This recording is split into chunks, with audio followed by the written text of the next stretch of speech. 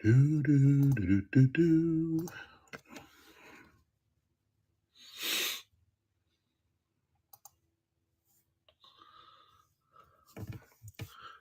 Mr. Daniel, what's happening, brother?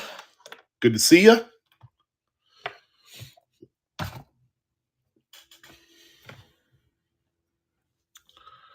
Good evening, y'all. Good evening.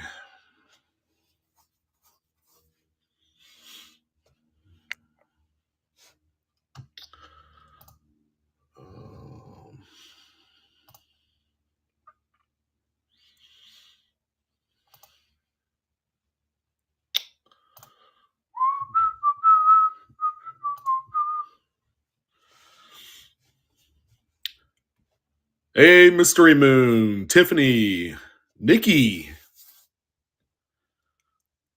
Happiest of Fridays. I couldn't agree more. How you doing, Richard? We finally had a pretty nice couple days here, huh? In good old Californication.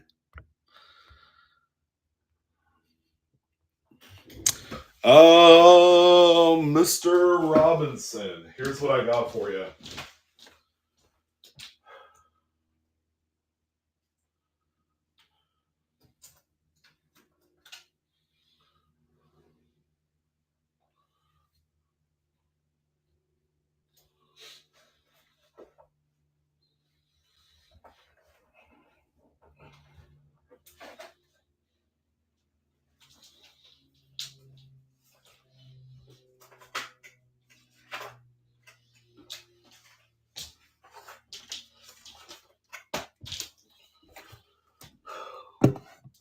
I have a Littleton Silver Eagle, 86 to current date. Wasn't sure if you're digging this one, but it's in really nice shape. It's just about brand new. This is a package of extra slides in there, the little clear slides for the pages. But I've owned this one since new, and it's never been used. So it's brand spanking new. So I don't know.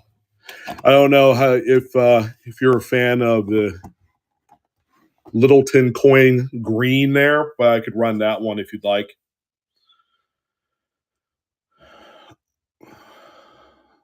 Bill, no, apparently the top four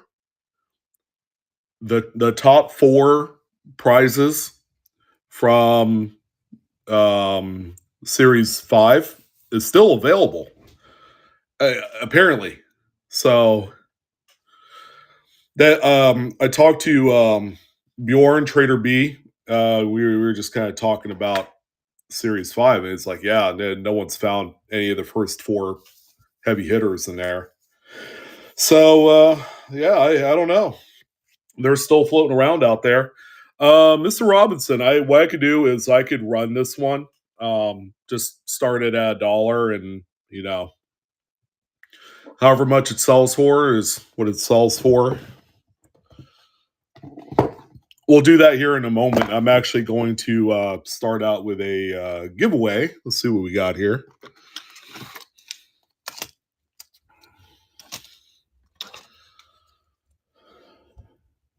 About a 64 Kennedy. Looks like a Denver.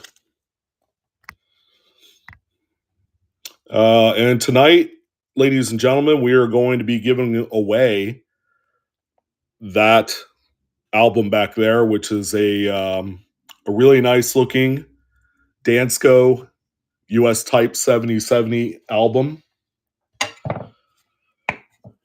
Those are very desirable, and we have a nice copy there for someone that wants it. No gold page. That one has the Bicentennial last page. The gold page is pretty pricey. They're like $50-$60 online if you had to order that separately. I have gold page in my type album that's somewhere socked away. It's probably got like 2 coins in there. Quarter eagle and one of the dollar coins. I haven't actively done anything with my typeset in a while. I need to.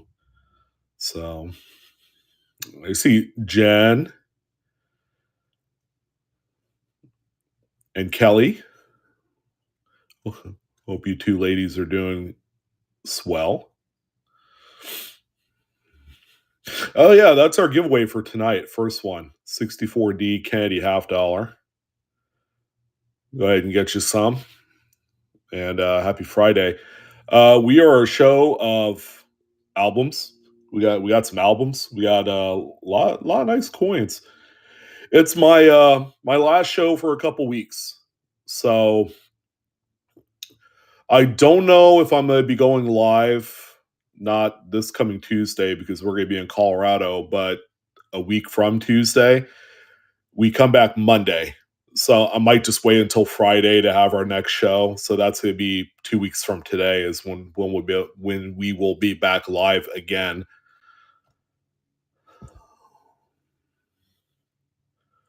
So little update. This is my last show for 2 weeks. So we'll be back 2 weeks from today. We're going to be at the Colorado A&A Money Show. We're going to be driving, doing a little bit of vacay, if you know what I mean. A little bit of a road trip. There you go.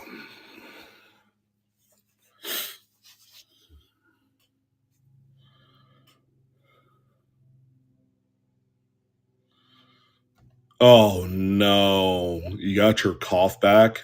Is that a prelude of things to come? We were hoping your COVID, right? You had really bad. Yeah, you got bad. We were hoping that it would go away permanently.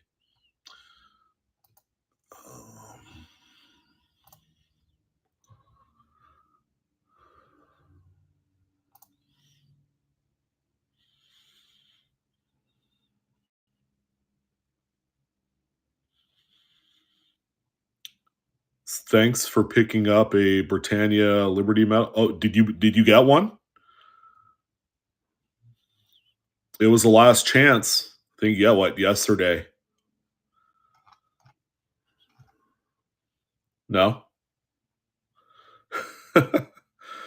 I ordered one more, so I have 2 coming. If you want one, I'll give you one. I don't need 2. That's for sure. I'm kind of now. I'm kind of curious what the we won't know until next week what the final sales figures are for that coin because they do it every 7 days. So the 10th. When's the 10th? Surely it can't be today. Probably is today.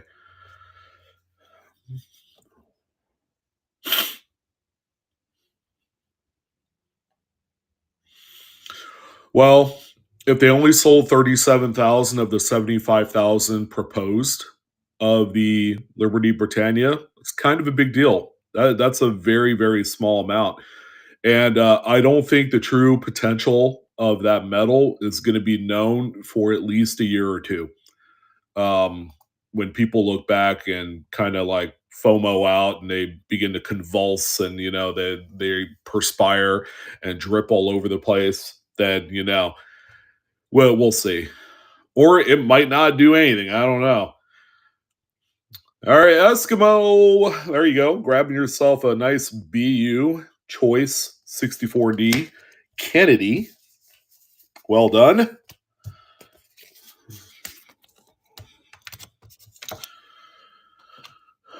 But wait, there's more. 43 Walker. Let's go ahead and do that one there. Oh, 999. It's okay. Just hang out. I've been known to hang out as well.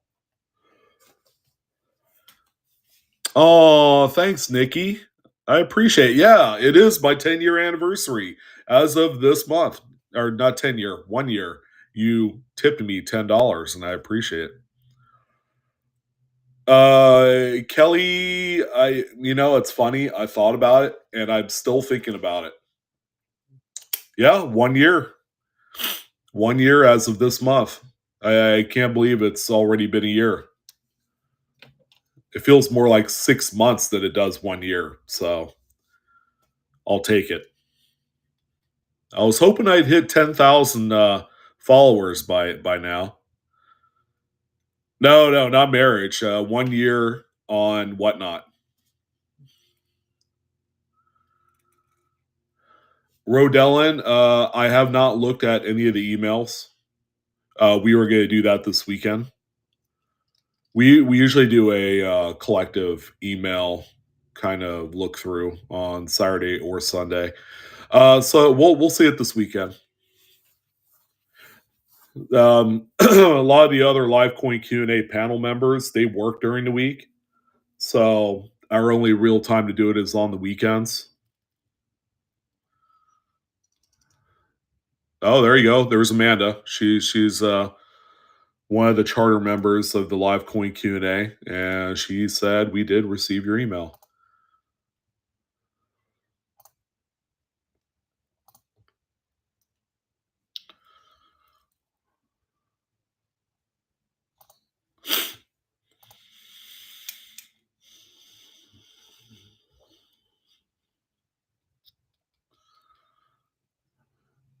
Mr. Robinson, if you're still in chat, we're gonna run the Silver Eagle Littleton album first for you.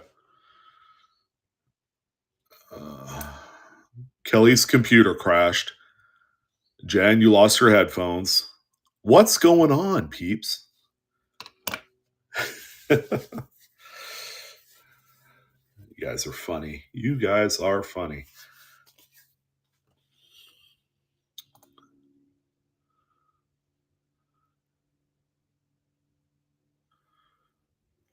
Oh, sure. Yeah, cars way more important than coins. Although, so, one can make the argument that coins is a distant second, in the important scale of life.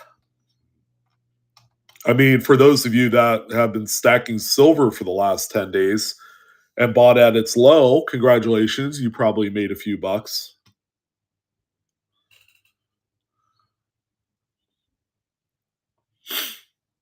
And I actually have a first here tonight on our stream. I am selling my first 10-ounce silver bar. So that's exciting. Got down to almost $20. It was like $20.40, and now it's back up over $24 as of the close of today. So all in about 6 days, it's jumped up $4 an ounce. And gold is up, to I think it's still at 2150 or something like that. So that went up.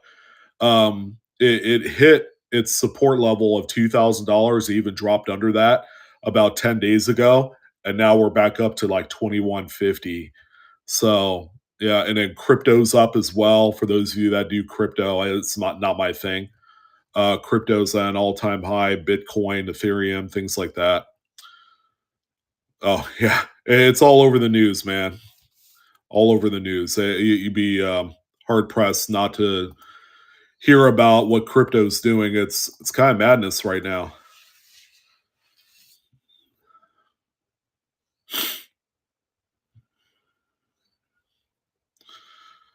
Yeah, I wish I could have gone in about 6 months ago, but I was like everybody else. Um, I was checked out of crypto.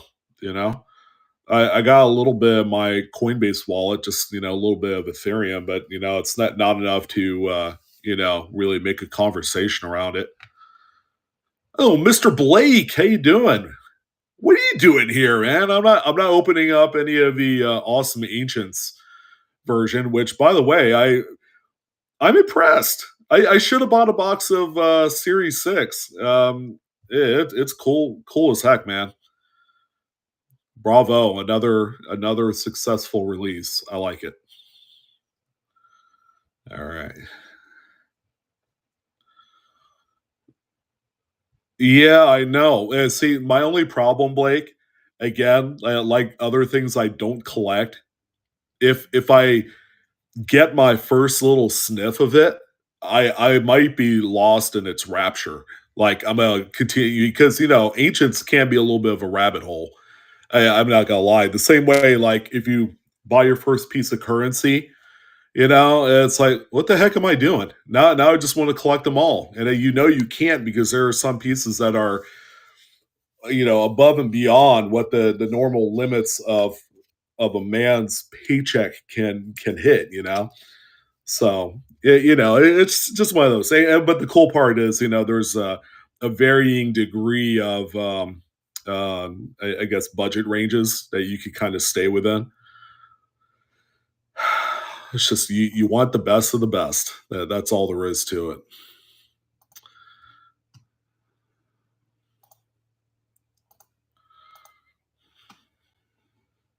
All right. Well, I owe it to Mr. Robinson.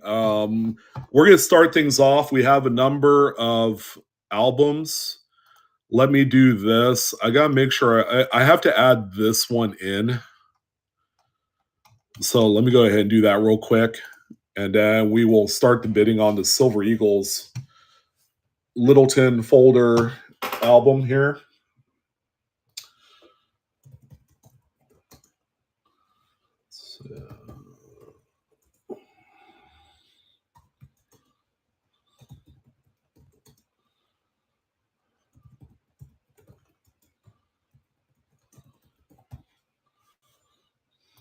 And we're going to start it at $1, folks. And then we have more albums.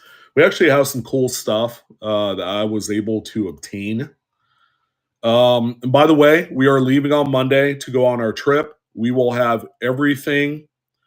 Miss M. Robinson, I have seen individual pages for sale. Now, once you get toward the end, because I think the date range goes all the way up. See, 09, 11 West Point. So you could add more pages, and they do sell them. You could go on Littleton's website, and they do sell the individual pages. Just stay away from the coins on demand business, and you'll be in good shape. But this is a nice album. I've had this since new. I even took the shrink wrap off the thing when I first got it. Yep. Yeah, it's see, it's got the W's in there. It's funny, it has the W's, but it doesn't have proofs. So I'll have the W. I don't know, they could be the proof, right? Is that what they mean by W? So it's got from 2006 to 2011 with the West Point. I just noticed that. I didn't even pay attention to it. But yeah, it's a nice shape. See? Nice and sturdy too. All right, I got this one in here. So yeah, it's we'll go ahead and start things off with this album. And then we'll sell through the other 5 or 6 albums I have reserved for tonight that I think you guys will like. Let me see if I can find this thing here.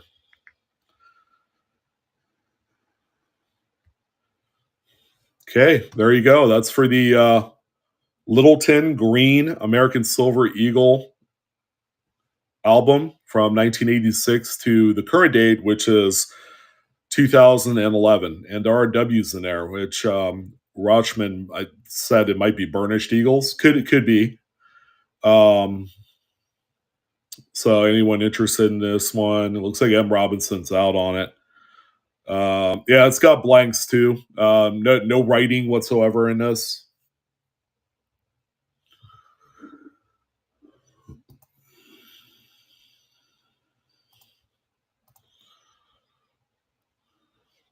Yeah, 999 pure. That's what you're supposed to do.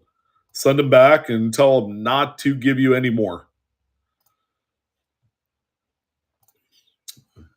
All right, numismatic. with the first one there. Thank you. Appreciate it.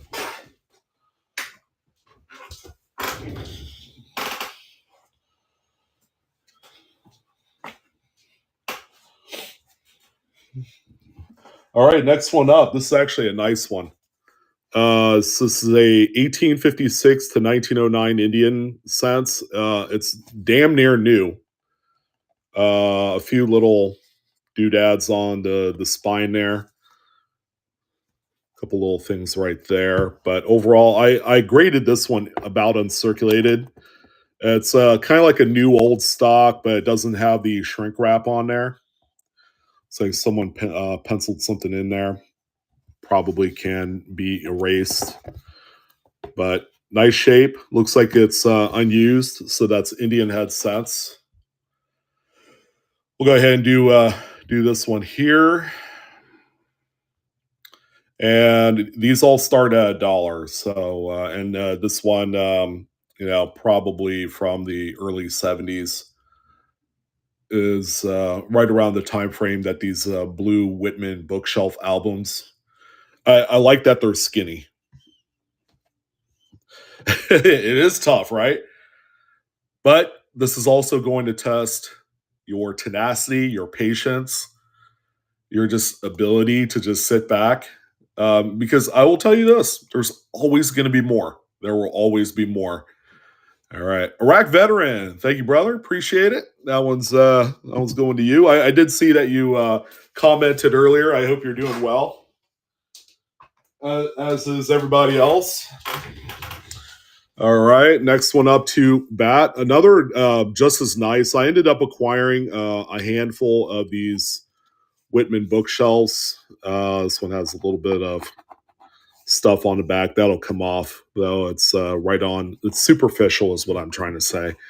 Nice crisp corners, This is Franklin Halves, 48 to 63. Again, this is kind of like a new old stock copy here. It doesn't have any writing, nothing like that. You even have some blanks here on that final page. And then the other albums they sell. Okay, so that is for the Franklin $50 album there. And there you go. That one is available for bid. Everything again starting at $1.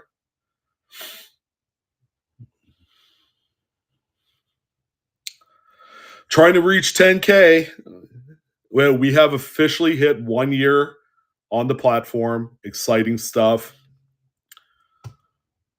Did the missus finally? Yeah, there she is. She's just wrapping up her work. It's her Friday. Like it is every. Yeah, we'll get there. It takes time, so and I'm okay with that.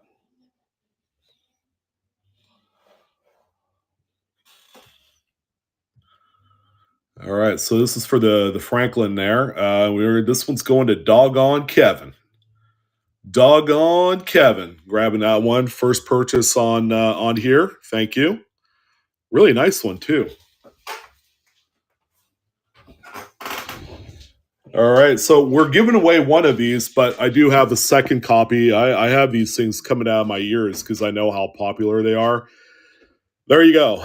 DANSCO US Type 7070 album. Check this one out. A little bit older one. It's got the older type style text on this. If you've never put one of these together, I highly encourage you guys to do it. You can do it any which way you want. I even knew people that did full mid-state kind of collections of type coins in here. I've seen lowball. I've seen hold coins. Me personally, I like doing VF sets because it's very approachable and not affordable. It's not as crazy on the wallet, but this one is incredibly clean. This is a beautiful example here. I like the idea of doing like an affordable set and then upgrading those pieces as I can afford them. Yeah, I mean, there's a few expensive ones here. Yeah.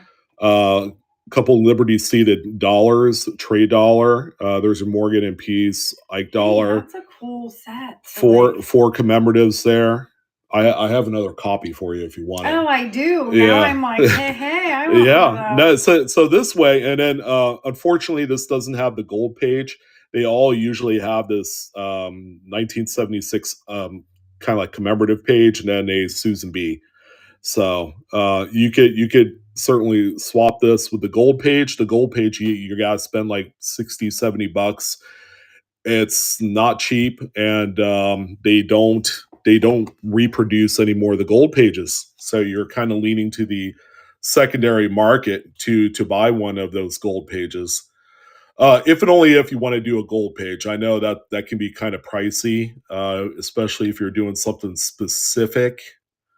But anyways, here you go. This is for the DANSCO 7070 album that you see here. This one is in exceptional shape. Again, I'd probably call this one AU condition. This is a really beautiful album. That's so cool. Yeah, I want one. Hey. Shanae.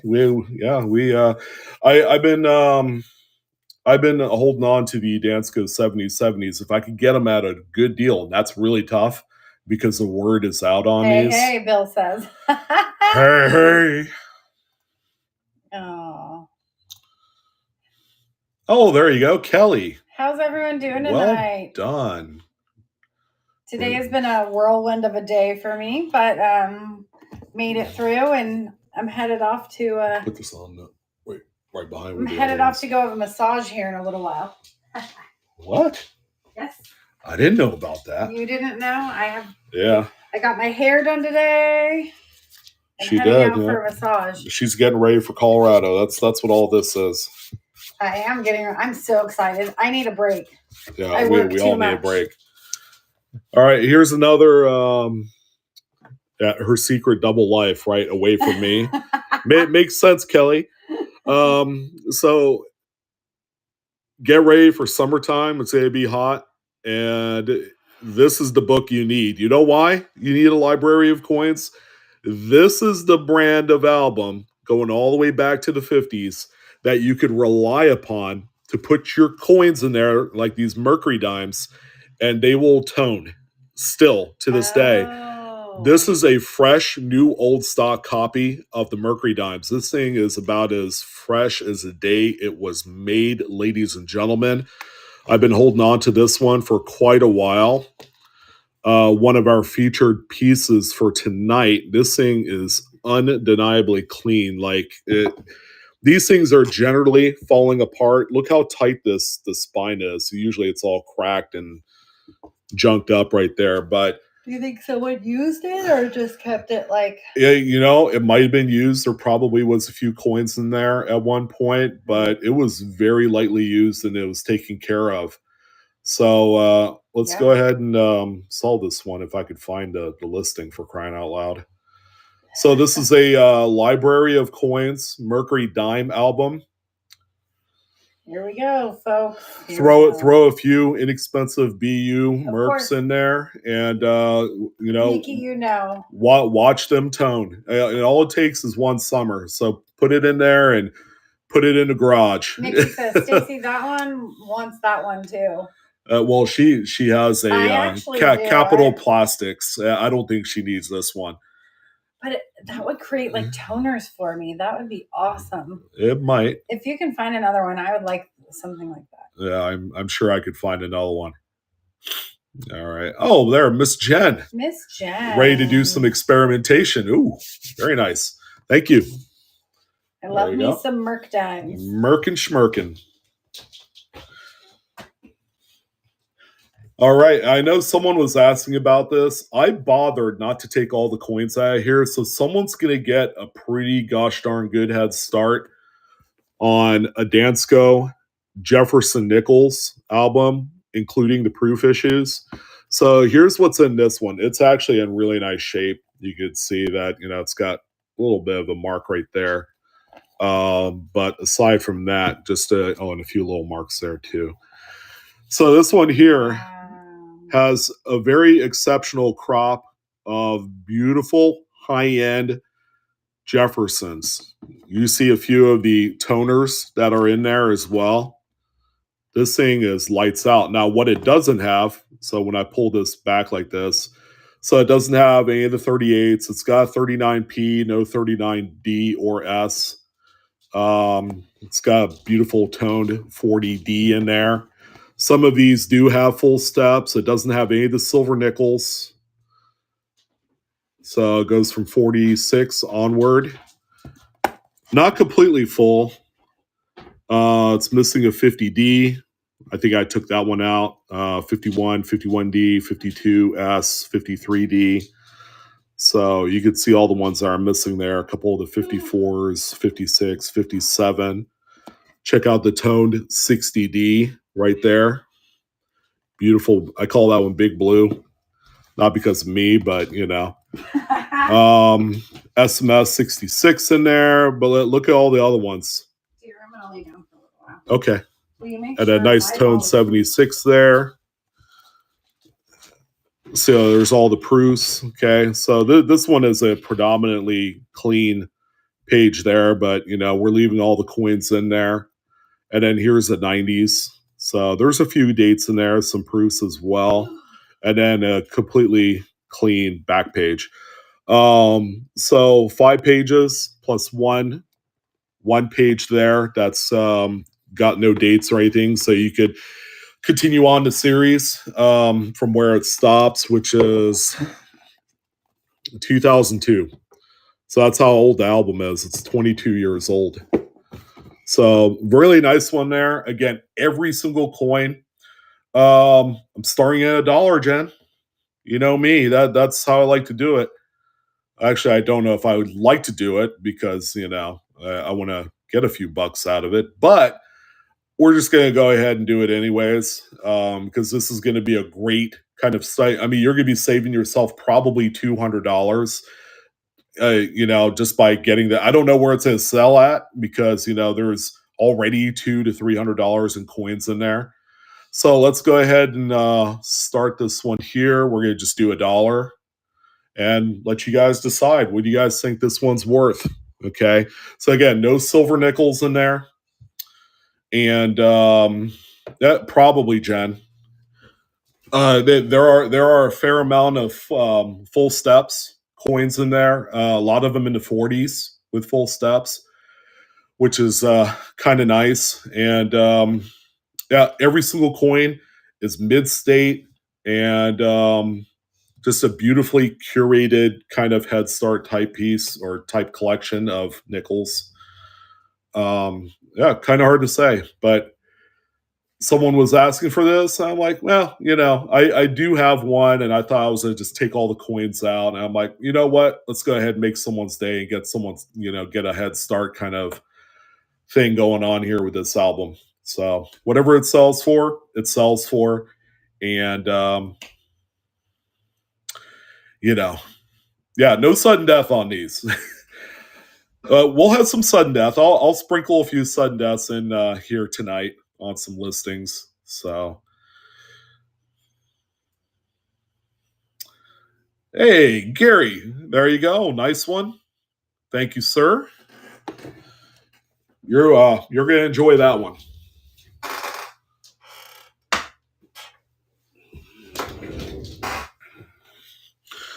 All right, so there's a 41 to 58. Again, another nice new old stock Woodsmen album. We're actually going to give this one away, so let's go ahead and do that. So that's our third giveaway for the night is the Lincoln Cents album. Again, very nice, clean pages, no rips, tears, no writing. So someone has the opportunity to pick this one up here tonight. And then the one in the back, the US type, is what we're giving away later in the show.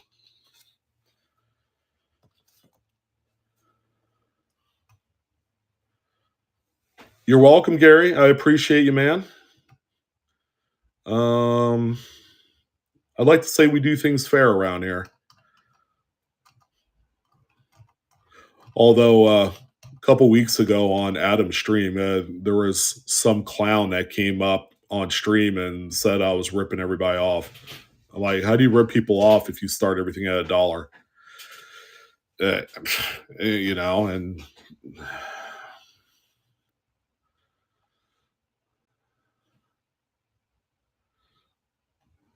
hey, you see that, Gary? Someone's offering you $300 for the the album of nickels.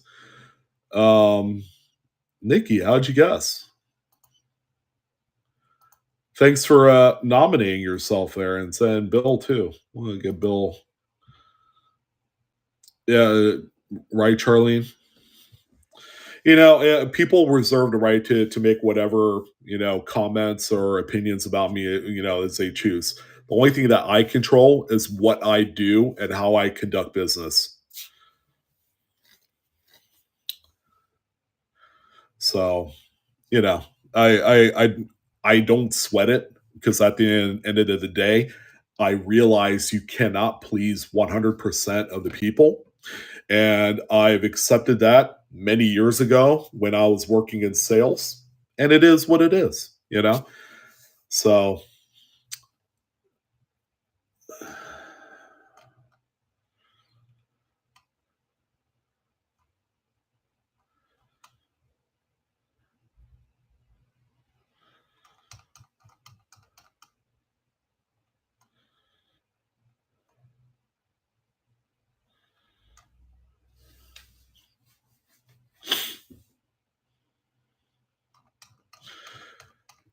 yeah, Kelly, I've been known to wear my heart on my sleeve. So you know, yeah, I take things a little bit personal sometimes, but that's because I know I'm not the type of person that they say I am. So, you know, I kind of feel the need to defend myself sometimes. You know, it's like I have people tell me, well, you don't need to do that.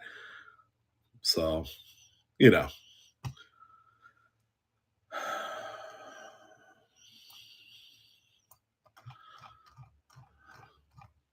So we do have a few BU rolls. We have a really nice BU roll of 2009 Philadelphia Jefferson nickels. Very first one that I've ever acquired. I acquired it in a collection, among things, and that was in there. Um, it's just an honor to be able to offer a full BU roll of 2009 P Phillies. And I know some of you are probably asking, well, what the heck is the big deal with a roll of 2009 Ps? But this is a modern key day, guys. Peggy, I do not. I think I have a Roosevelt Dime album, but it's a full one, you know, from 1946 all the way up to the current date. And it's got coins in it. It's currently not for sale right now. Yeah, here's the red book. You know, that's what I use here. So there was 2009 P, 39 million. But you look at all the ones after that. So even the Denver is low. 2008, 279 million for the P, 345 million for the Denver. And then when things went back to normal in 2010, it shot all the way back up to 260 mil, 450 million in 2011. So, yeah, right there. So it's kind of weird, but this happened during the financial crisis back in 2009. So there were a lot of things going on here during this time where they ratcheted back on the production of some of these smaller denomination coins. That's also including the dimes. The dimes are kind of tough too. All right, Stacy Ann, congratulations. You're getting yourself a beautiful copy of the Whitman Bookshelf short set Lincoln Cent album there. Very nice.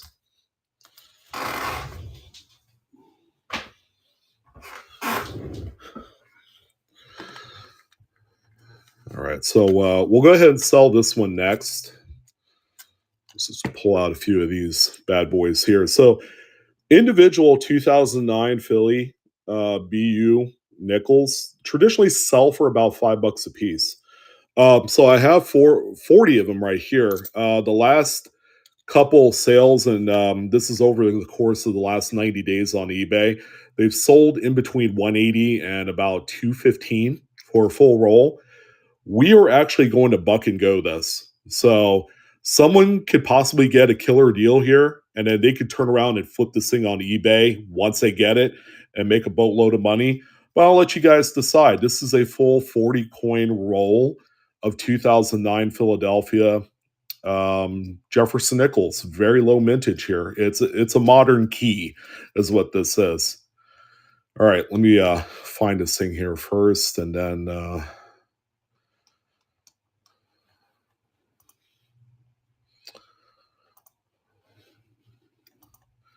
and there you go. It's going. 2009 Philadelphia Jefferson nickel BU roll right there.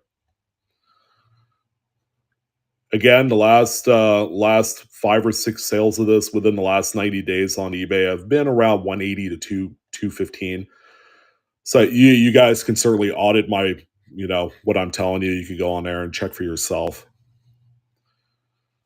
Some of them do. I mean, this was not the best quality years of nickels that these were made. Again, that's due to the time in which these were made.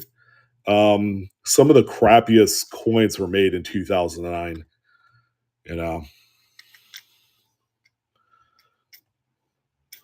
But I did see a few very nice ones in there.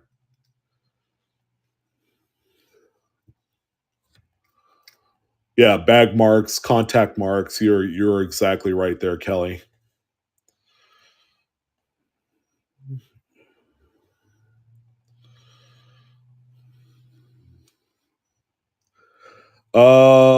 Damon, no, this is the only one I have. I would say since 2009, so 15 years.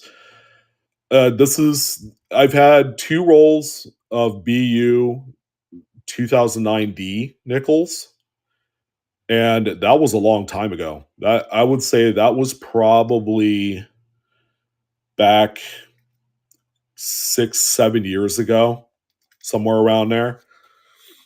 Oh, Farm Dog. There you go, man. Thank you. I appreciate it. Very cool. Hey, we're going to see him next week. Yeah, Ron, we're going to see you next week. My wife's excited, by the way. It's been almost a year, right? To be cool. All right, let me do this. I have to add these in. I got 1, 2, 3. I'm going to sell all 4 of these. 4. These are the pipe bomb rolls. These are the last 4 that I have, and they're all 1960 Denver, Lincoln cents, small date variety. So these are small date 60Ds. I do have to add these in here, so let me do that real quick.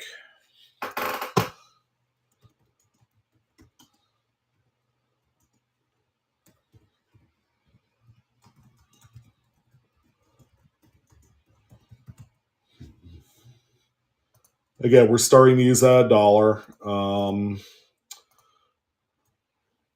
I do have to put 1 pound for the shipping. Anything over 2 rolls is technically 1 pound, but I could ship these in a priority flat small box for whoever buys it. It's just going to get to you a lot safer. I'll bubble wrap each roll, tape them down so that way they're more. Yeah, we're going to do all 4 rolls. I just want them out of my house and out of my hair.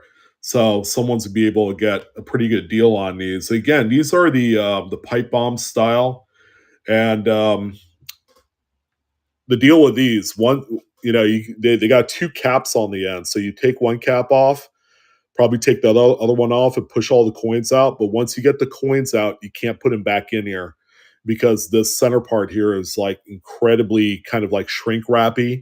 They really hug the coins. So these are truly unsearched. I've never opened or taken the coins out of here.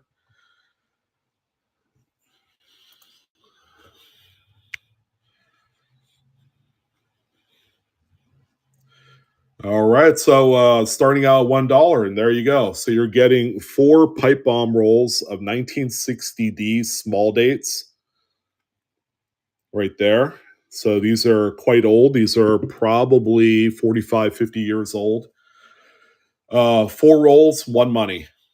And it guarantees that these are going to ship out in a priority flat rate small box for safety. Adam, how you doing, man? You're not doing a show tonight, right? Just to confirm.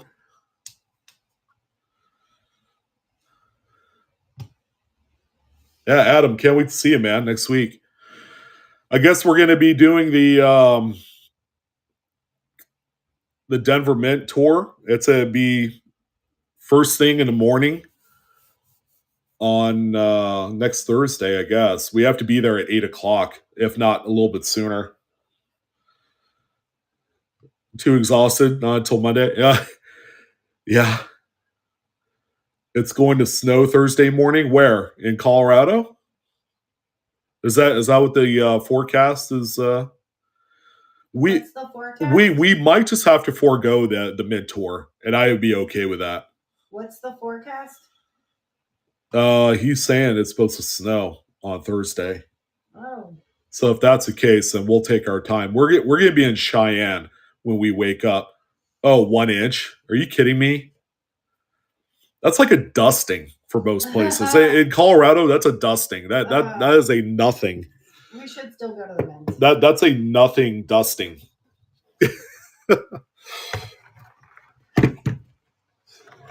That's funny. All right, so I got 2 more rolls here. I'll actually put these in individually. And my apologies in advance for not getting these in here beforehand.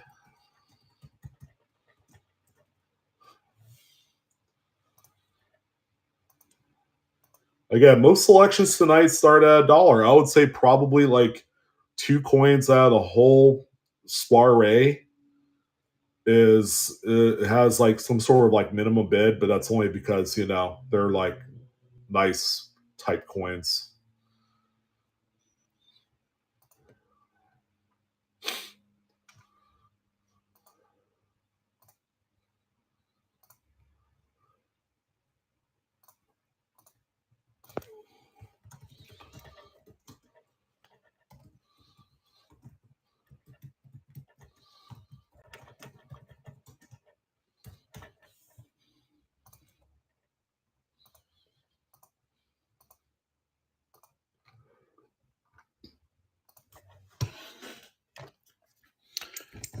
All right, next one that we have here is a full sealed 1964 Canada cent roll BU. Okay, every single coin BU. They don't make cents up in Canada anymore, so these are nice just to kind of sock away as a form of sealed equity.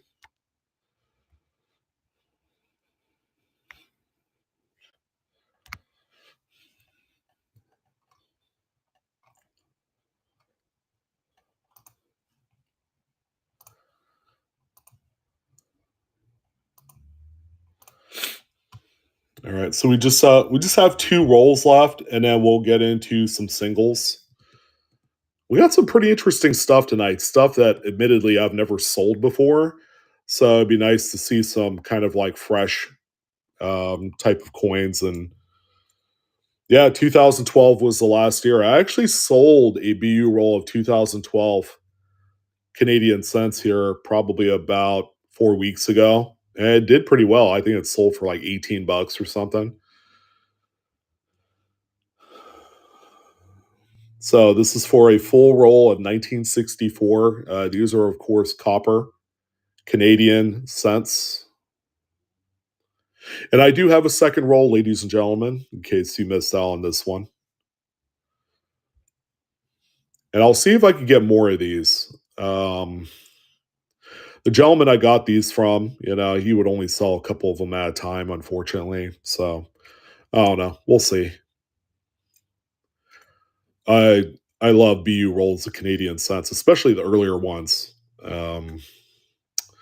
And Kelly, there you go. Thank you. That's lot number 1. So let's go ahead and do the second roll. This is the final roll of the 2 that I have here. So if you missed out on the first one, let's go ahead and do the second one here. 64 Canadian. And they're sealed too. So whoever assembled these rolls put the tape on there, and it's never been cracked or anything. I've never cracked these because I've owned quite a few of these in my lifetime, and just never bothered to open them. They're worth more sealed. Again, part of the whole sealed equity conversation. These things will only go up in time. The further that we distance ourselves away from 2012 and the fact that they don't make pennies anymore.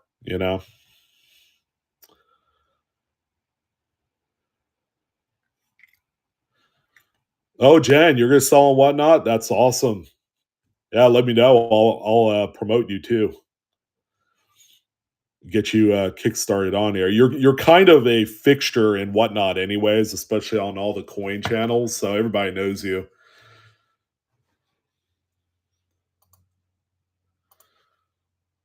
Mod? What mod? You want to be a mod, Jen? It's overrated.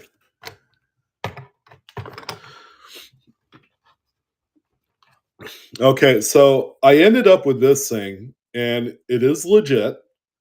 I don't think they're particularly expensive, but this is a Civil War Union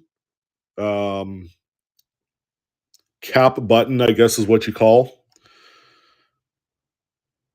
So here's what the reverse looks like. That's how thick it is. It's a really nice shape. So this is all like kind of like rusty here on the back. Pretty cool, huh? Surprisingly, there's not a lot of them on eBay, but they don't sell. Now, the ones that do sell really well are the Confederate States versions, the ones that I guess that say either USA or CSA on the front of it. But anyways, let's go ahead and sell this thing. Again, just another random odd and end that I ended up with. So yeah, we'll start at $1, and yeah, this is a Civil War cap button. Again, it's in great shape. There's the mounting on the reverse there.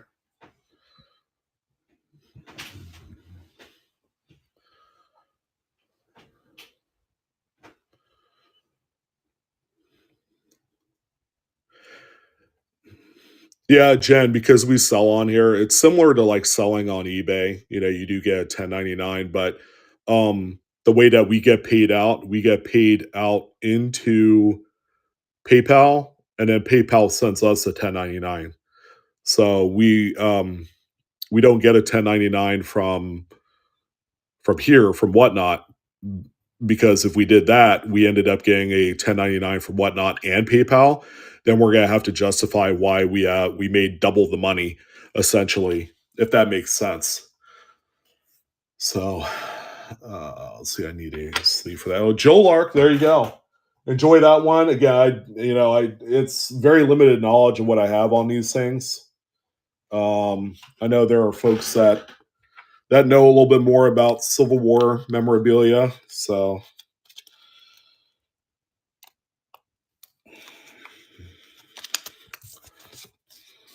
that was lot number 1 for the night.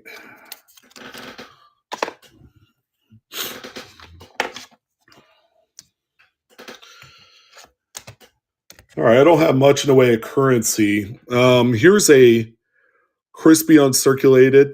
This is a Series 681. This is Vietnam War era military payment certificate. It's in a holder, pretty nice. This one is sharp. It does have a little bit of kind of like a late staining right there, but overall, this is a unused MPC. There you go. Features the submarine on the front there.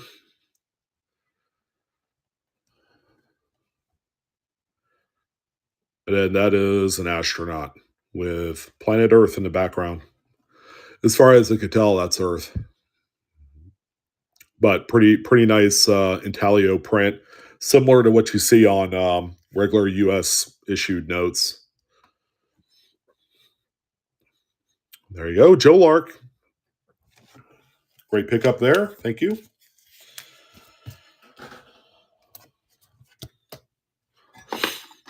And this is a cool piece here coming up. I've run into these, and these are incredibly popular for those of you that like World's Fair or Expo memorabilia. Here's a 1893 World's Columbian Expo. This is a Manhattan Day ticket. This one, as you could tell, the serial numbers match, but it did detach at some point. But I do have both pieces here. So Manhattan Day. This is for the New York exhibition for the World's Fair, which was held in Chicago at the time. And there's the reverse, state of New York. All right. So typically, this is detached from the actual body of the ticket and retained for admission. But this one is both pieces there with a matching serial number. Very cool Columbian Expo ephemera, and that's for the Manhattan Day ticket.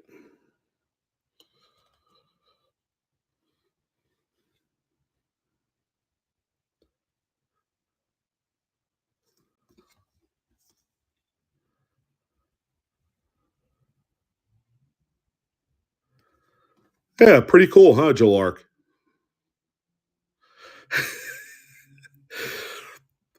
Well, Jen, you need to know your limitations. It's like me starting ancients. It's like if I did that, I would be I would be screwed in the wildest way. Because again, I'll want to collect all of it, and of course, money has a little bit of a finite ceiling to it. As long as you're working and doing all that stuff. Yeah, you could build your own money tree if you wanted to, and build into it. And then you could afford some of the bigger stuff or an extra collection of this and that, and be okay. So, let's see. Let's see here. I might actually add another giveaway, and we could just do that because I have this 64 Washington quarter. I figure we'll just give that one away. So let me go ahead and add in one more giveaway in here for you guys.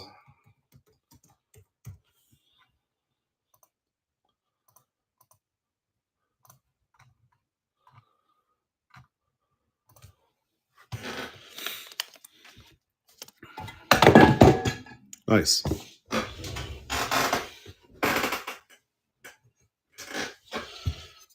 Drop my stand, man. There you go.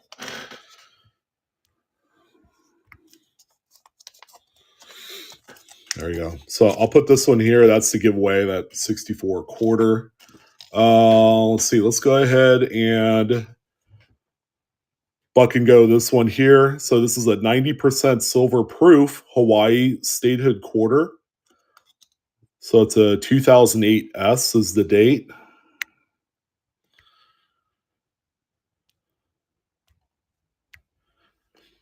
There you go.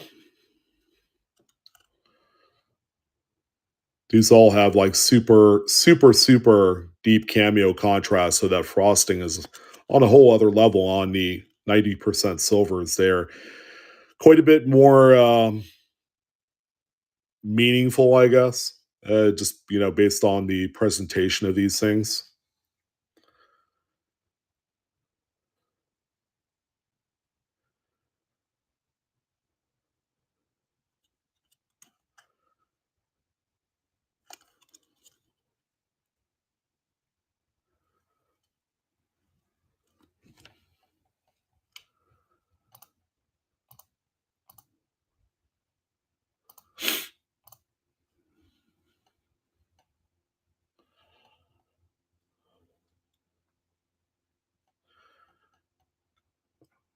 All right, Daniel. I tell you what, I don't know where they're at, but I'm gonna add a couple 1 gram silver bars in with this. Thank you. I appreciate it.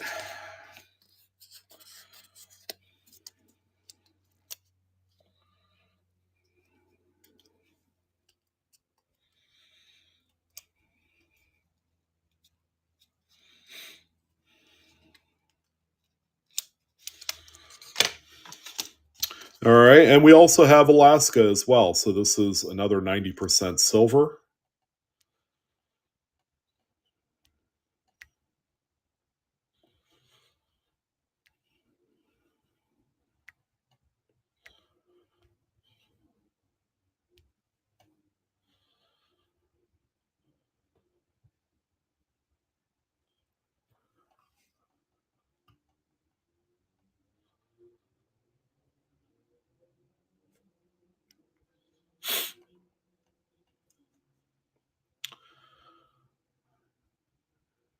Do I have any West Point? Let me think.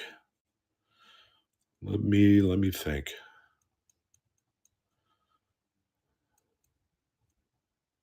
I mean, I have a Silver Eagle, but I didn't add it in tonight.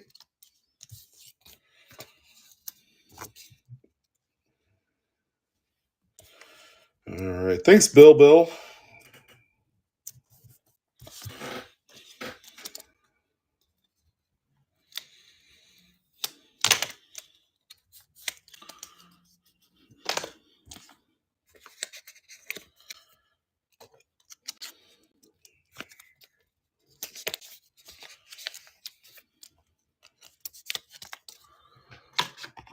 Okay, let's see what I got here. All right, so I got some pretty interesting tokens in Exonumia. Let's go ahead and start with this one here. This is the Cathedral of Monaco. This bronze medal features pretty nice engraving on there. I actually have 2 different artistic types of this medal. So we'll start at $1. I should have put the time down a little bit. Here, let's do this.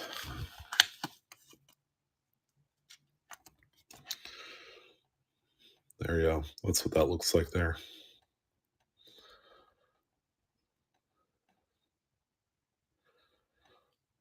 A very ornate reverse on there too. Kind of reminds me of some of the British coinage. Pretty cool.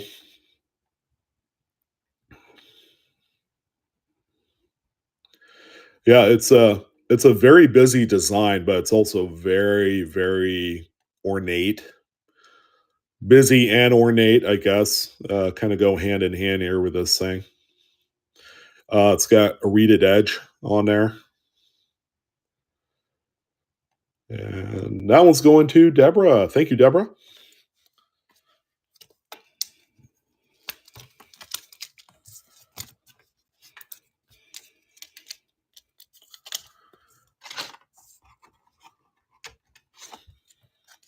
All right, Andrew Stockham.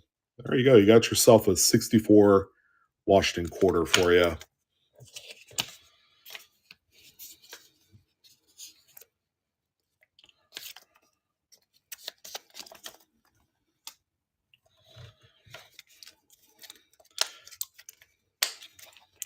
So here's the other variation of the Cathedral of Monaco on this medal. So it actually shows the cathedral here on this one.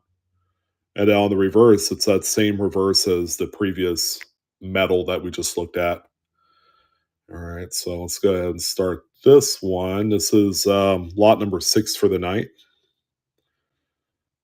And I'll dial down on that time so that way it's a little bit tighter. 30 seconds can be a little bit long. So this one is very pretty. They did a good job on the engraving work on the front of this medal. Actually, they're both really nice. I think the reverse is killer too. I like it. If you have the chance, whoever wins these, grab a jeweler's loop and look at the design work on this side right here.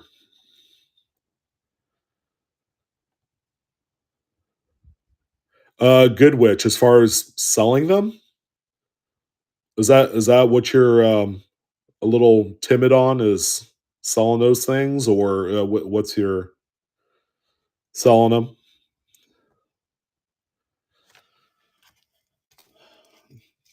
One thing I can say, and what a lot of people do, and it seems to work out just fine, is first of all, do the research. You got to know how much a specific fancy serial number pattern sells for. So a radar sells for a different amount of money than, say, one that is like a low serial number, or a super radar or a super repeater. So you got to know the difference of what one is valued at compared to the other, and custom tailor your sales to how much those are going for, because the sales are very consistent. Like I'm going to do a fancy serial number report later tonight. I'm going to have it uploaded, and I'll talk about it. Because 4-digit repeaters, they all sell for the same amount of money. They sell in that $8 to $15 range, and they traditionally don't go up higher than that unless it's like 7770, 7770, like a really nice kind of number pairing, or what have you. So yeah, just study the market. There's a lot of sales data that you could pull from the last 90 days to give you a general idea of how much your notes are worth. And then just do, if you're unsure and you don't want to give them away, just set them up as buy it now listings. So protect the price of your items, and just do like $39.99, buy it now with free shipping on eBay, and just let it ride. You know. Jen, I have about 80 lots. Kind of like normal. I can't do a whole lot more than that because I got to ship all these out over the weekend, because we're gone on Monday, for our trip to Colorado. So it all has to be done this weekend. So this is an interesting one here. This is a Maja, goddess of magic. So Maja, Maja, double sided goddess of magic metal. I've never seen one of these. I picked this up in a lot of old metals that were in this kind of just really this old kind of like leather pouch, um, from like the late 60s or something like that. So this is one of them in there. All right, so there you go. So we're gonna start that one at $1, and whoever likes that one, it sure is neat. Goddess of Magic, Maja.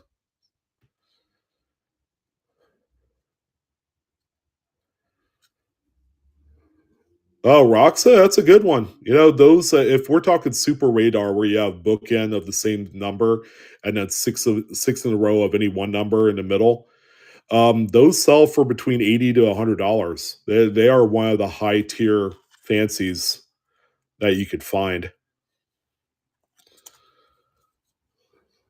Oh, Mystery Moon, very nice. There you go.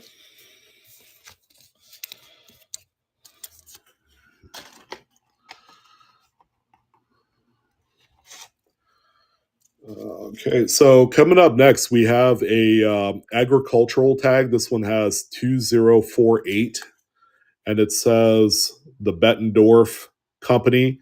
They're an agricultural company out of Davenport, Iowa, turn of the century. So there you go. This is lot number 8. And the hole is normal. It's supposed to have that hole on there because these hung off of what I would assume to be livestock.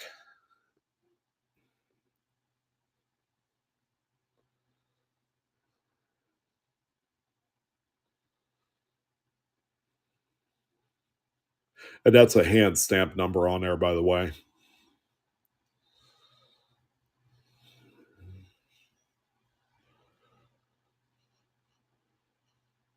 Hey, Eric, that's pretty awesome. I bet you're just having a field day going through all that stuff, huh?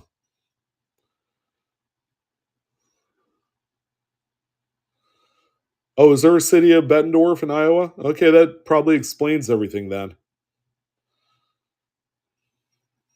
All right, Joe Lark, there you go. Grabbing that one up there. Thank you.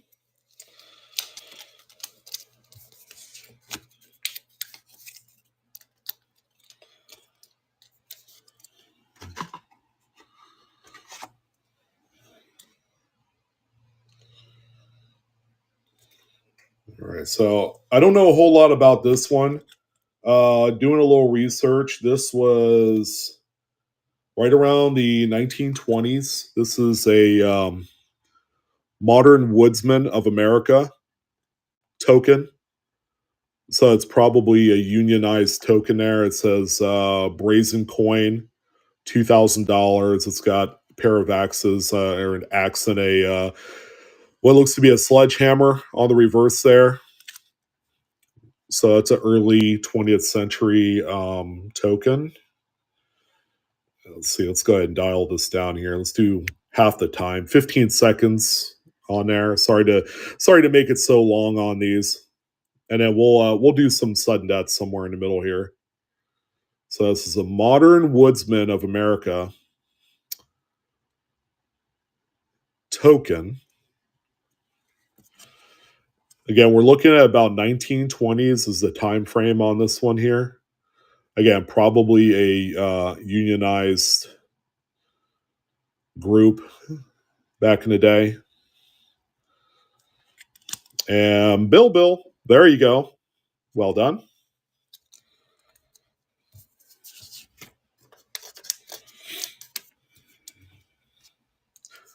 Oh, life insurance? Is that what it is? Or life insurance for this group? Yeah.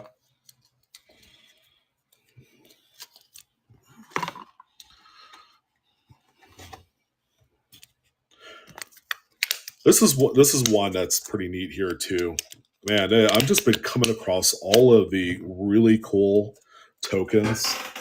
So we're all familiar with the Texas Centennial in 1936. That's how the commemorative, the really nice looking one, kind of came to be. But here's an actual 1936 Texas Centennial medal. Lucky heads, you win. Coin. And then on the tails you lose. It's got elephant's ass right on there, but it's also got the date as well. So again, very interesting piece here. Let's see, this is lot number 10. Again, 1936 Texas Centennial souvenir token piece. It's a heads you win. I think that's Roosevelt on there, and wonder who the other gentleman is. And then on this side here, you got the elephant's butt. Tails you lose.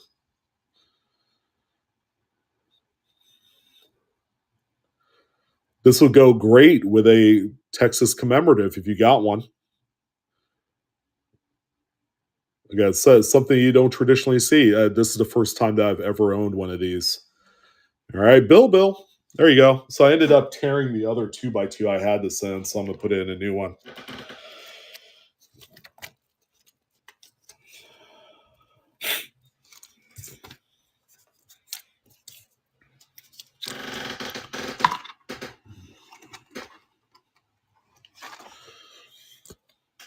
Okay, we got a few nondescript trade tokens here. These are turn of the century, so 1900 to about 1915.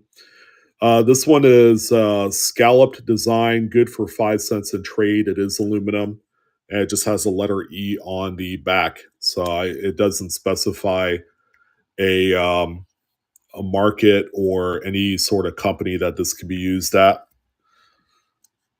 But there you go, good for 5 cents in trade. This was back when physical money was being hoarded from the later part of the 19th century going into about 1910. So it kind of forced the hand of a lot of merchants to produce their own tokens, and that's where this one came from. All right, in search of, there you go. Same way that obsolete bank notes exist as well. Here's another one here. This one is another good for 5 cents in trade. This one says PAT on the back. Don't know what that is, but I'm sure with some research you could find out what PAT stands for on this trade token. Again, this is turn of the century age. These were never used beyond like 1914, 15. Point after touchdown. That makes sense. I mean, that is PAT. You know, that's they use that.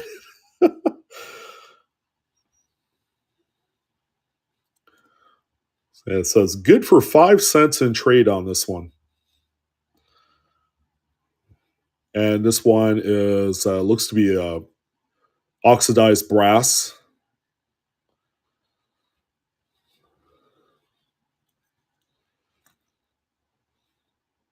So that's point after touchdown. Or it belongs to someone named Patrick. That's my middle name, by the way, Patrick. So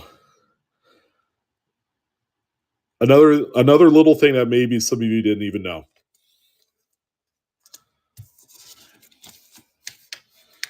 And Miss Deborah, there you go. Oh, this one's cool. So this is 5 cents in trade at the Flamingo Club. Probably not Las Vegas, but there's been a number of Flamingo clubs during the first 10 years of the 20th century, all across the United States. So I guess you could kind of pick and choose which one this went to.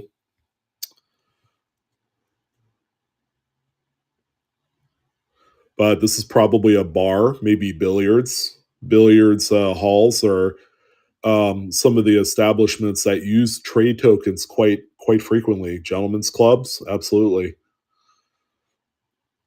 5 cents at the Flamingo Club. So it's also got the coin alignment too, which is cool, like that. And Bill.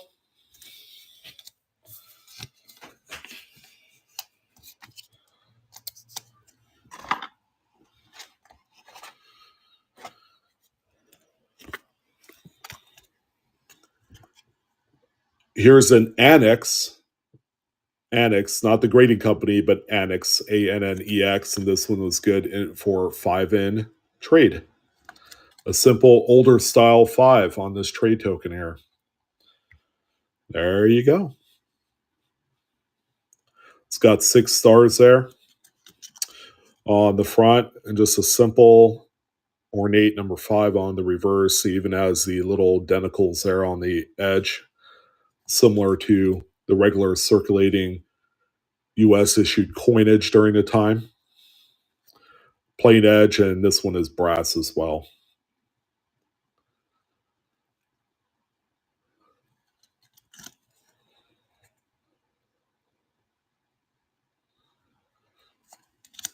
And in search of, also grabbing that one up as well. Thank you.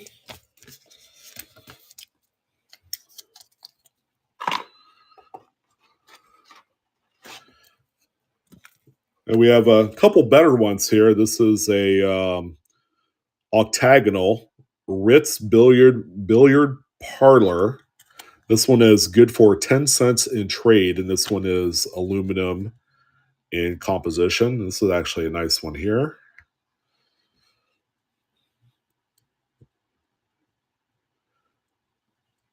I'm sure there were people that took this to the Ritz-Carlton Hotel and, were unceremoniously tossed out as well because they did not accept this 10 cents in trade.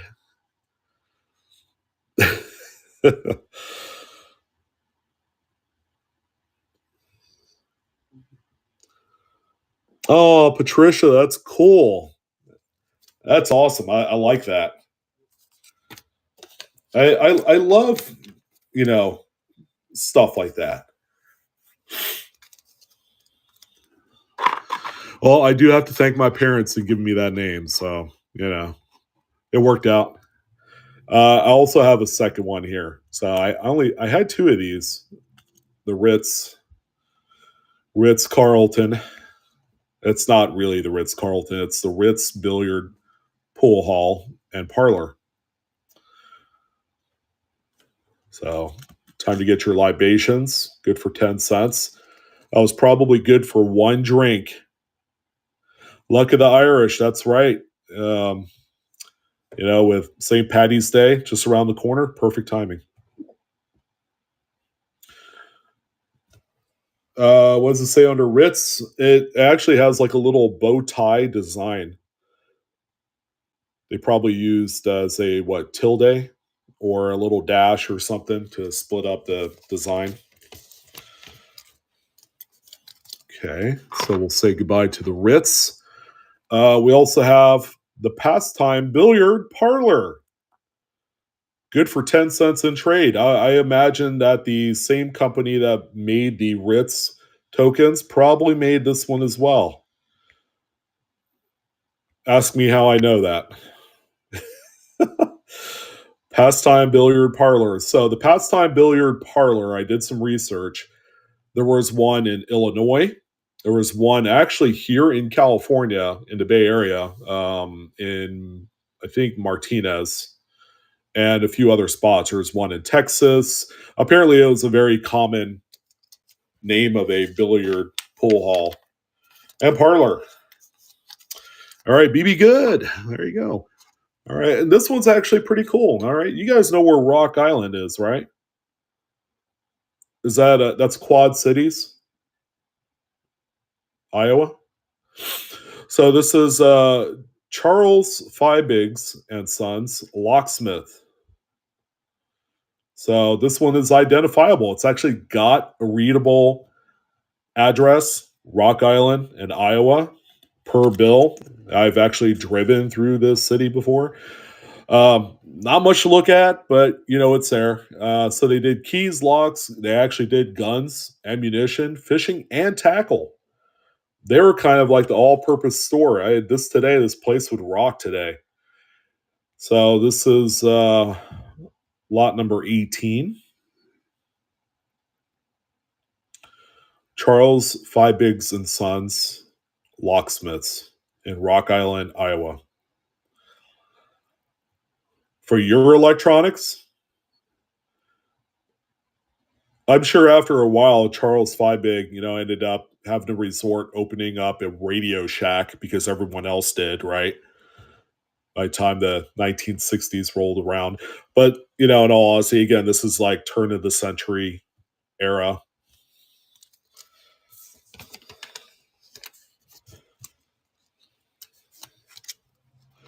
Oh, I thought you were talking to me, Bill. Jeez. I thought you guys were talking to me. I guess I'm just something over here. Okay, this is probably one of the coolest ones. I actually like this one. This is the Riverview Pool in Clinton, Iowa. Yeah, so you got some hillside with a couple pine trees there. It's good for one adult swim. There's I guess a swimming hole in Clinton, Iowa. This one is brass and probably one of the neatest trade tokens. I believe this is the last trade token I have for tonight. So again, this is Riverview Pool in Clinton, Iowa. Good for one swim, adult swim, of course. Oh, Bill, don't apologize. I'm pulling your leg, man. And that one's going to Joe Lark. There you go. All right. Well, let's switch course here. People are getting tired of that stuff, and that's okay.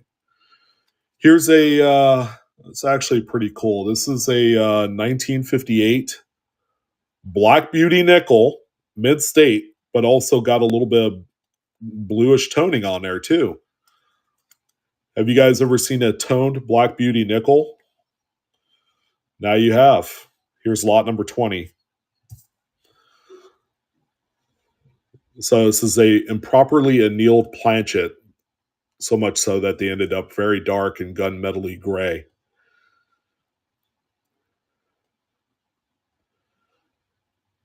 Oh, Bill, I appreciate it. I've been known to have kind of like this therapeutic radio voice that people like. So I'm glad it worked out. I know a few people that have fallen asleep, my wife included, at the sound of my voice. Yeah, it's a Black Beauty toner.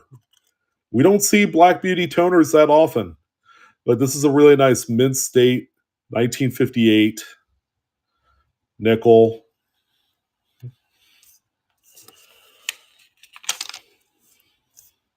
And lot number 20.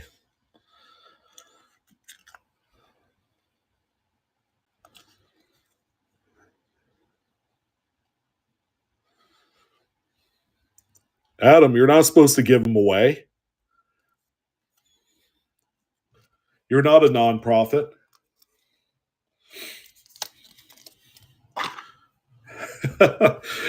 You need to go back to selling on Fridays. That way I could raid you. And then don't forget, guys, we're going to be giving away the US type DANSCO album there in the background. I hope you guys are ready for that. All right, so here's the point of the show where we're going to do some buck and go. We're going to do some quick ass buck and go sudden death here on these. So this is part of my Canadian collection again that I did just purchase. So in 1999, they did a different design for every month of the year. All right, so this first one here is January. It's got the totem pole and some other neat designs. And then on the other side, you got Queen Elizabeth, of course. So we are going to jump into our first sudden death lot. And guess what? We're going to ratchet it up to 5-second sudden death for each one of the 1999 quarters that you see here, starting now. Again, if you see a month that you like because your birthday is there or something like that, jump on it. I've never personally owned any of these. By the way, that one's called A Country Unfolds. They actually had titles of every design for every month of that year. So here is February. So it's got like a cartoon horse.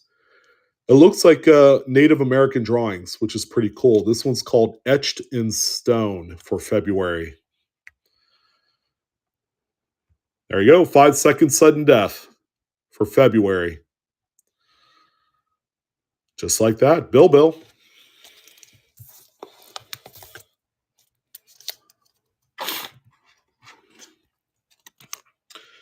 The next one that we have here is March. So you have a gentleman in the river there. Looks like on some sort of boat where he's standing up. This one is called the Log Drive. So it's not a boat. It's actually he's on a log. All right, 5 seconds on this one as well. Best of luck. Okay, and Bill, also grabbing that one up there.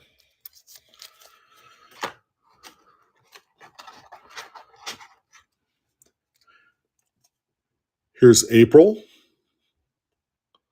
Looks like a snow owl on there. And that one's Our Northern Heritage.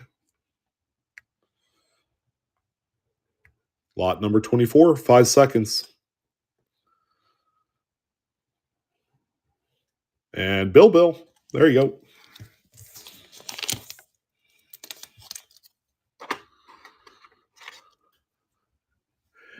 Here's May with the canoe that we see normally on the reverse of the dollar coins. This one's called the Voyagers. Makes sense. Because that's what they called the dollars. They called them Voyager dollars. And this one's May. Bill, there you go. Now, there's one month that I don't have. I'm trying to figure out which one it is. I think it's August. So when we get there, it's going to skip a month. Here's June. That one has a locomotive. This one's called From Coast to Coast. This was actually one of my favorites. 5 Second Sudden Death. And Nikki, there you go. Getting in on the action.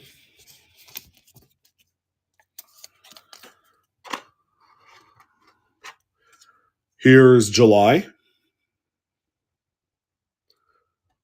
A very busy design. This one's called A Nation of People. So it's got like kind of a family tree on there, which is really nice. It's a kind of design that you have to look at it up close to understand. And Nikki also grabbing up July there. That was lot number 27, by the way. Okay, here we go. Yeah, so it skipped August. I don't have August. Here's September with three drawings of kids there. And this one is Canada through a child's eye. That was actually the name of the artwork for this quarter.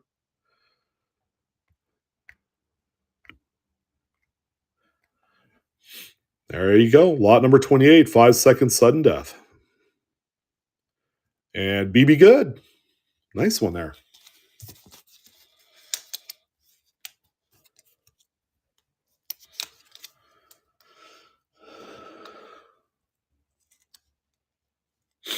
Yeah, I haven't done much in the way of YouTube videos. I did do a couple yesterday. I haven't done any today, other than the live stream connection with the Whatnot stream tonight.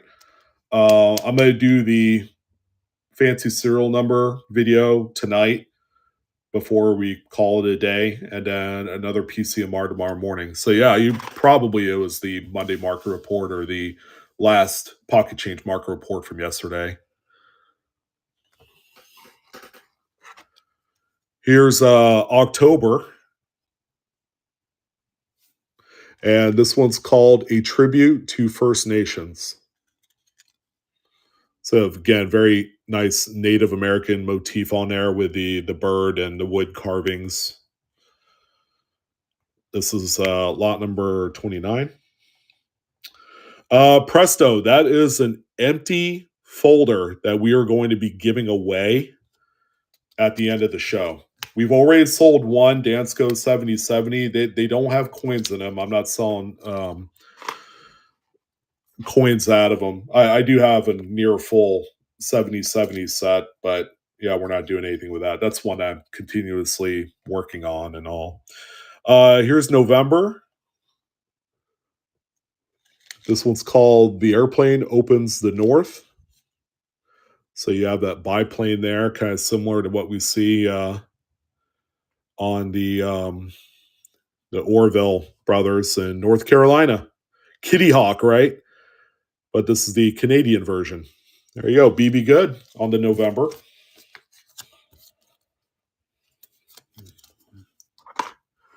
And the final one is December. This is a sharp looking one here. And this one is called This is Canada, the final one in the set. 5 Second Sudden Death on December. And that's a wrap. Thank you, Nikki.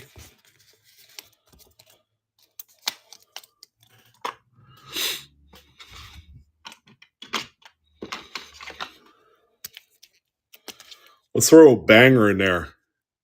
That's a 10-ounce silver. What do you guys think? You guys ready for this? So this is from the Cut Saw Mint in Dallas, Texas. If you want something American made, this is the one here for you. So this is the E Pluribus Unum design. This is an incredibly cool 10-ounce bar. On the back of it, that's what it looks like there, with the snake going around the bundles of sticks with the axe head. That's like the same fascies as what you see on the Mercury dime. 10 troy ounces. It's got a really nice textured feel to it too. And it's in the original blister. So let's go ahead and sell this bad boy. I might have to actually put up a separate listing for this one. And we're going to start it at $1. $1 here.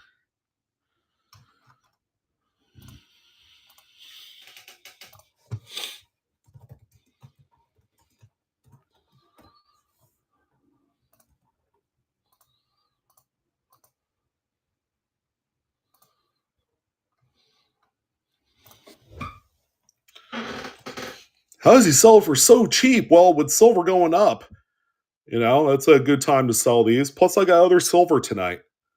So let's just do it. Let's just, take the plunge here. All right. So again, this is 10 ounces. Let's see here. We'll do 20-second, no sudden death. All right. There you go. Let her rip. 10-ounce bar. Again, from the Cut Saw Mint, an assayer in Dallas, Texas. Beautiful, beautiful bar.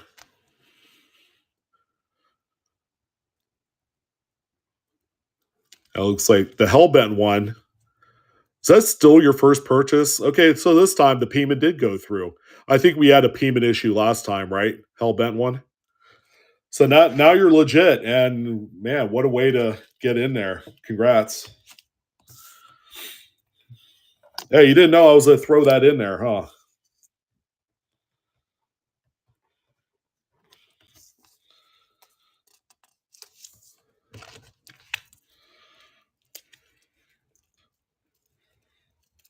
Yeah, that's what, only like $1.75 above spot. That's pretty damn good. They usually sell for more than that, but I'll get another one for the next show in 2 weeks. Let's do it, right? All right, let's sell this one here. We have a P&D first day of issue set of John Adams presidential dollars. These are NGC graded. All right, they say $5 on them. So if you want them for $5 a piece, I'm gonna sell them together. There you go.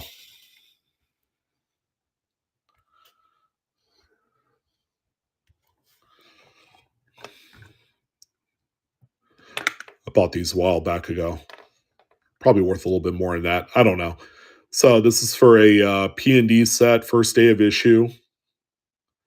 I think I bought these back in 2008. To be honest with you, it's a little while ago. I'm pretty sure they haven't appreciated like tons. So I don't want to see a weird $50 bids on this thing, please.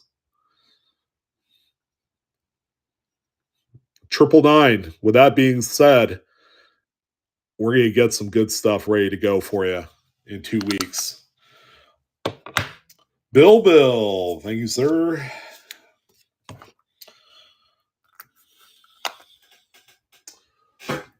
Oh, gotta grab a rubber band, man, here.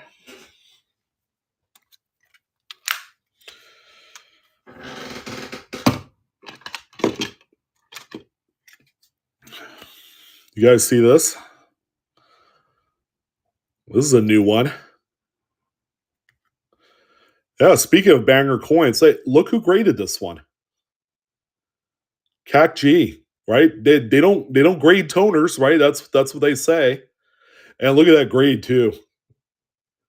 Mid-state 60 on the button. Like they couldn't decide whether it was an AU 58 or a 61, so they finally actually used 60. And it's rear facing forward. I had to have this one. This thing is freaking holy moly. Yeah, you're exactly right. That's exactly how I would describe it. I don't know if there's any interest in this. This is a John Wayne bronze medal in a packaging. I've seen these before. I've never entertained buying one. My dad was a fan of John Wayne. So it's got him in relief on a horse like he usually is in his movies, like his old westerns. So it's still in the blister. It'll be sent to you that way. It's about the size of a $half, but as thick as a silver dollar.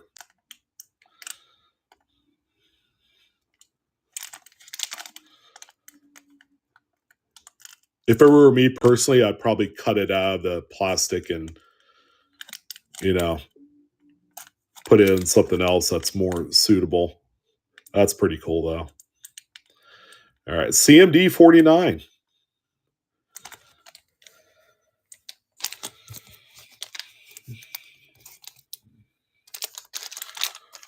Lot number 33 there.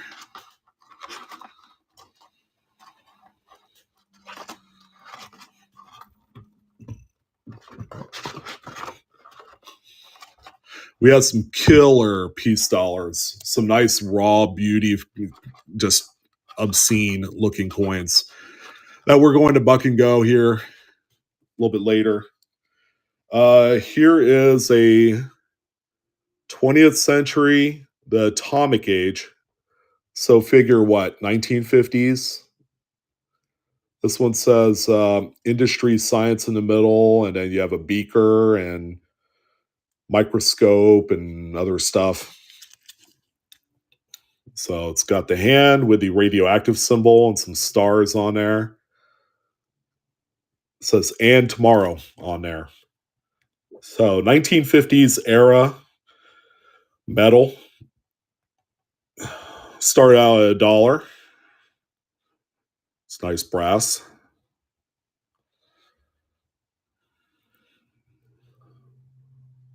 Did you like that toner, Morgan? I liked it too. It went to a great home. That's all I could say.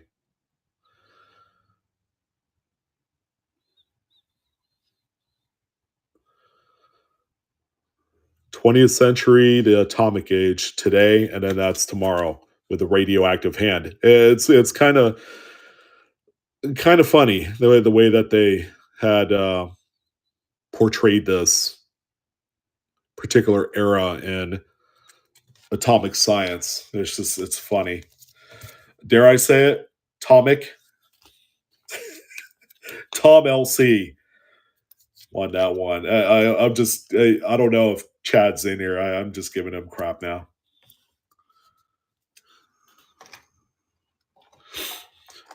Whose home did Morg go to? What are you talking about?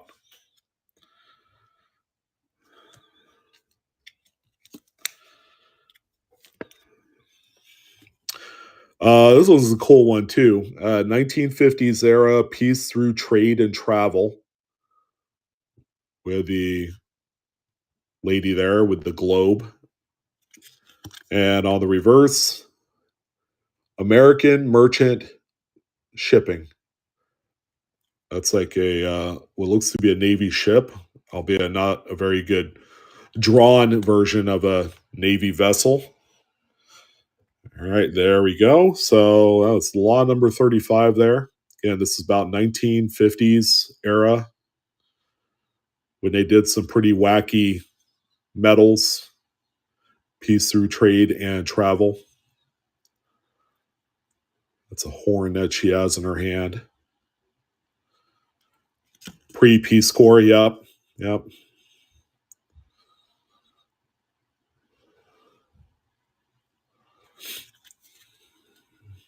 Pretty design.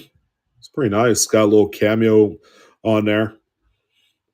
That is a nice, is that a radar or a repeater? It's a 4-digit repeater, 2942, 2942. Although it kind of throws you off for a second, it kind of does look like a radar. Yeah, it's a repeater. All right, BB Good. There you go. It's all good. Lot number 35 for you. Here's our next one. This is the 75th anniversary of the Trans-Pacific cable. They're actually holding a cable that goes across the Pacific Ocean, San Francisco to Manila, Philippines. Bill, numismatic commemorative. series. So it's part of a series of coin there. So this is lot number 36 on the Trans-Pacific Cable commemorative. 1903 to 1978. So this is the 75th anniversary. The cable I went from San Francisco to Manila.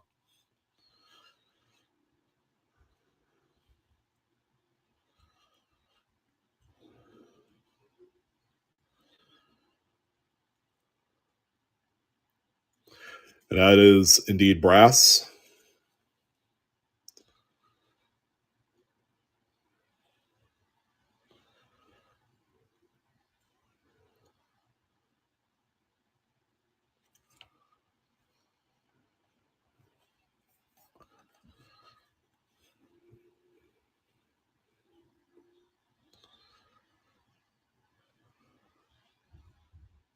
Oh, thanks, Jen.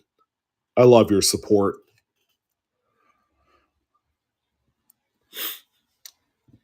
Ooh, Bill. Mystery Moon's putting up a little bit of a fight.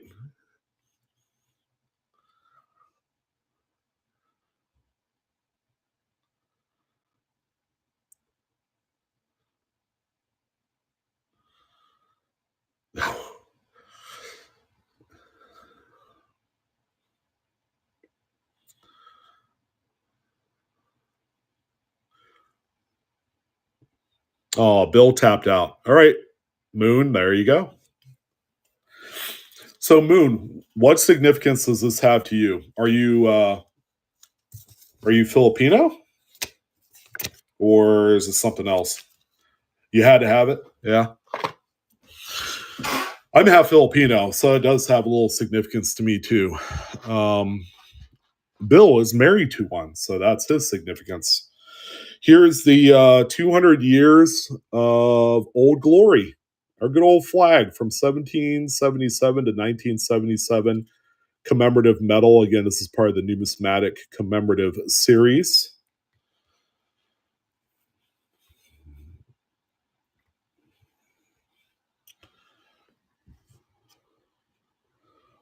Oh, Jen, no, it's fine. It'd be even weird if you said, "Well, I'm not an athlete, but I'm an athletic supporter." Then that sounds weird. Sean Davidson.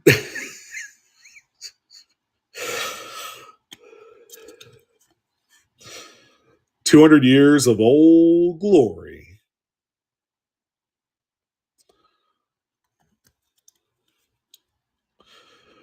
Wow, Blue, I would have. Yeah, I know. Oh, yeah. There you go. CMD. There you go. Nice win there. So you received $5 in change today. What would you call that? That's very interesting. If it wasn't for the fives, it would be a flipper, but it's just simply a trinary. So it's got 5s, 6s, and 9s in there. It's cool. It's very visually aesthetic. You know, it's got a good visual appeal to it. Yeah, it's a trinary.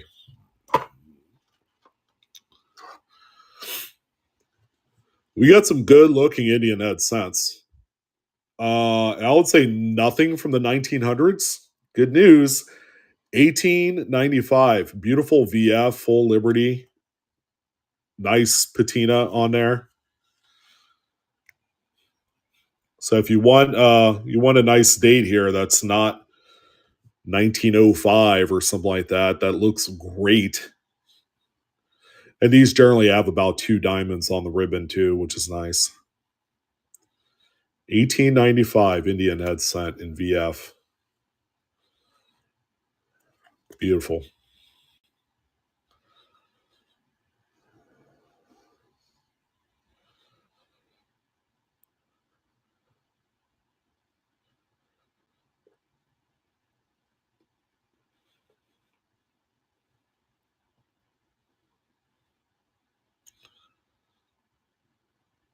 Oh, that's all right, Tom. No problemo. I know you're here in spirit, so thank you. Thank you. All right, Joe Lark scoring that one as well. Very nice one, my friend. Let's see here. Let's do this. This is another nice one too. Shoot, there was a smudge. Let's take it out of the thing here. All right, so this is 1892 in XF.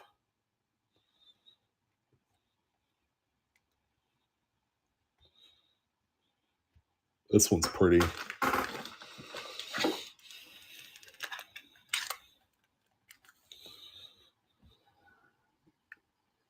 You a better look.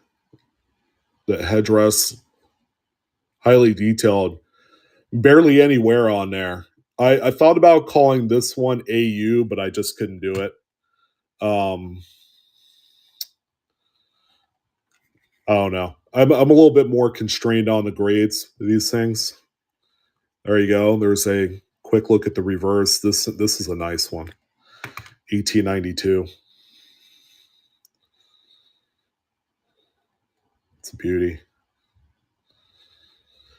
Yeah, Joey, I heard, there's a few people with lag on there. You might want to try exiting out of the app completely and then going back in and seeing if that does the trick. I know a few people have done that, have solved the issue with that. So give it a go, see what happens.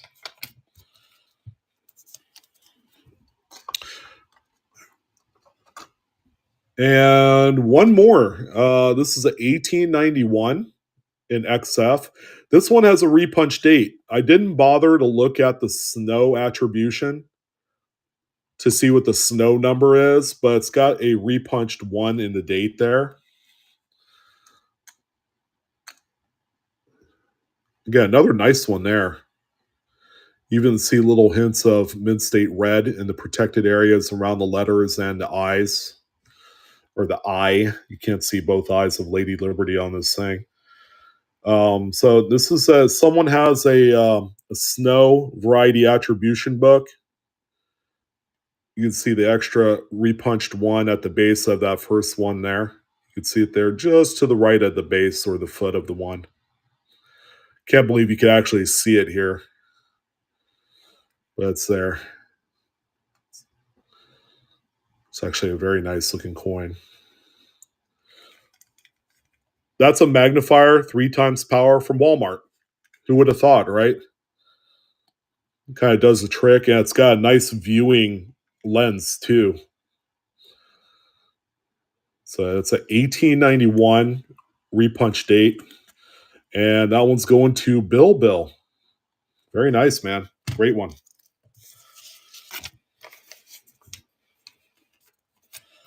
That was lot number 40. I tell you what, let's throw in a rando in here, something different. How about 1884 Morgan dollar? This is a mid-state 64. Good looking coin here. This is a little bit older graded piece, probably from the early 2000s. It's got just a single hologram there. So it's a 84 Morgan in 64. Buck can go this one as well. There you go.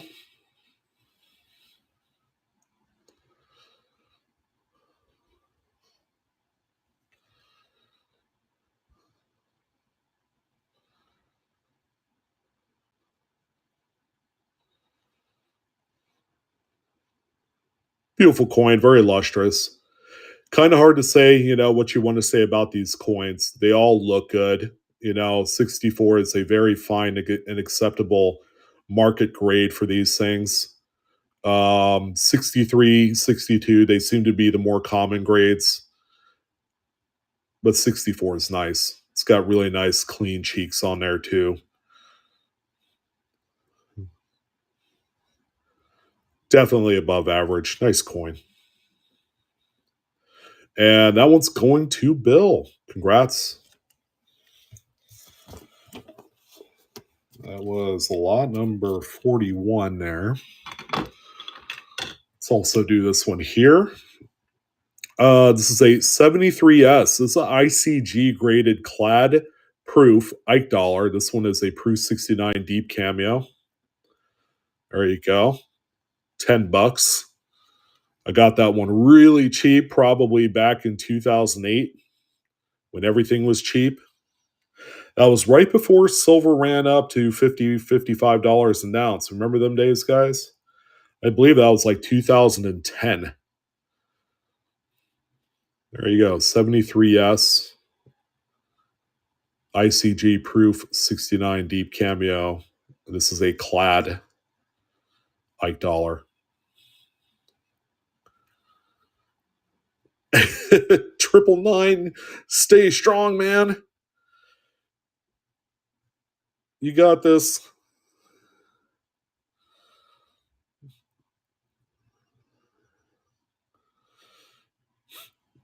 No, traditionally it's both sides, Deborah. Uh, they won't attribute deep cameo unless it's on both sides. So if it's a really nice deep cameo on one side, but maybe slightly weak on the reverse, they'll only designate it as a regular cameo, if that helps. So that, the obverse weighs a lot heavier for grading than the reverse. So obviously what's here on the front is way more important compared to what you see on the back for grading.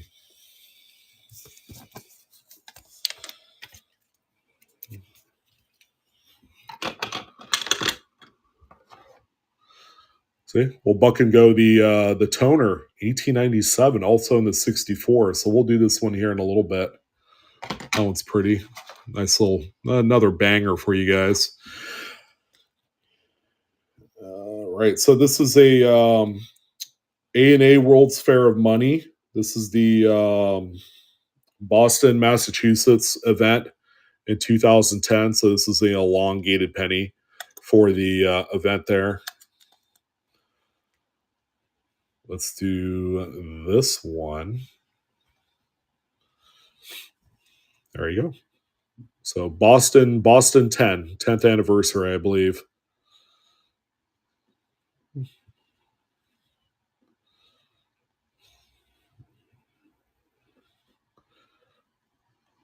Mike, we're doing good, man. How are you?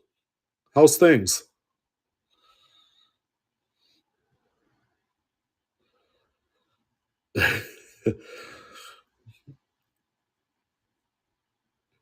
You're doing great, 999.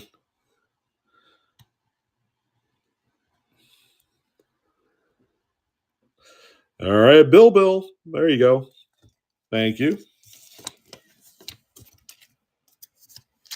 Slot number 43. We also have this one here as well. It's a Bicentennial Denver Ike dollar. This is the Type 2 reverse. This is a beautiful, very, very gem coin. And this one is a business strike, not a proof or anything. Clad as well. 76 Bicentennial Ike, Denver mint. Type 2 reverse. Incredibly lustrous, nice one.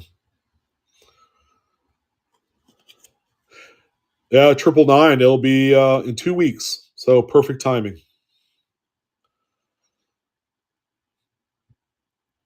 Well, Jen, I didn't officially name it the 1-year anniversary show. I was trying to pitch a 10,000 follower type of, promotion, which we will get there. We'll probably be there in the next few months. Just really enjoying the experience, and it's been great. All right, I skipped over this one. This is one of the rarest encased Lincoln cents that I own in my collection. And I just kind of fell into this one. I knew exactly what it was when I first saw it. So it says the traditional keep me and never go broke on the front. It's got a 1955D Lincoln wheat cent. So when you look at the other side, your ad on the side, limit copy to 60 letters and spaces, number 1. This is a rare salesman sample to help kind of pitch and promote the encasement machines to all of the local merchants and vendors. So they would have a few of these on hand to show the different designs of the encasements. And these are things, ladies and gentlemen, that you don't typically see out in the open market. Pretty cool. If you want something truly unique from an exonumia standpoint, this thing is thebomb.com. This thing's really cool. All right, so let's go ahead and do this one here. This is lot number 46. Again, this is a Salesman sample of the horseshoe design encasement with a 1955D Lincoln wheat set on there. It's very cool. Very, very cool. That's a go to a good home. I own 2 of these in my collection, and that's it. And that's through about 20 plus years of searching, because I used to buy big collections of these, and I've only managed to find 2. Okay, so they're quite scarce, and with the collectability of these things kind of going up these days, um, because they were kind of like an affordable part of collecting up until it became not so affordable.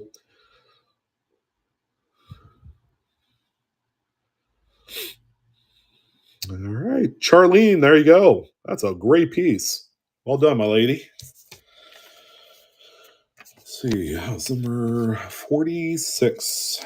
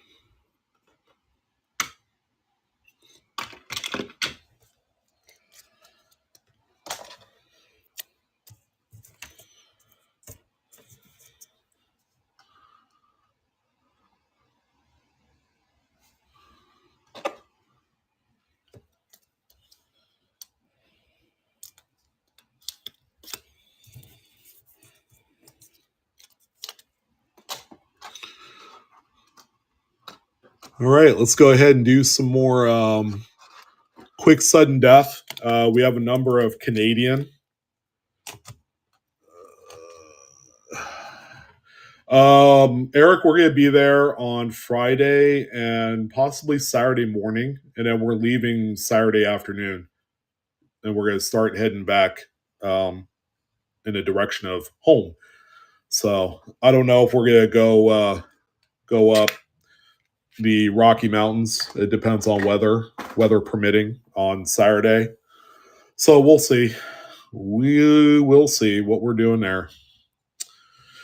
All right. So here is a number of Canadian type, 1 year type stuff. Pretty neat odds and ends here. Again, this is stuff that I don't typically come across unless I buy them in a collection. So let's go ahead and do this first one here. All right, back to 5 seconds sudden death. We have the. What is this one? This is looks to be 2004. The date is in part of the design. 2004 Canadian loonie right here. All right, so it's got a unique design with the Olympics on there. It's got the maple leaf and the loon design still all in one. So 5 seconds sudden death on this here. 2004. And Bill, there you go. Thank you. It's lot number 43.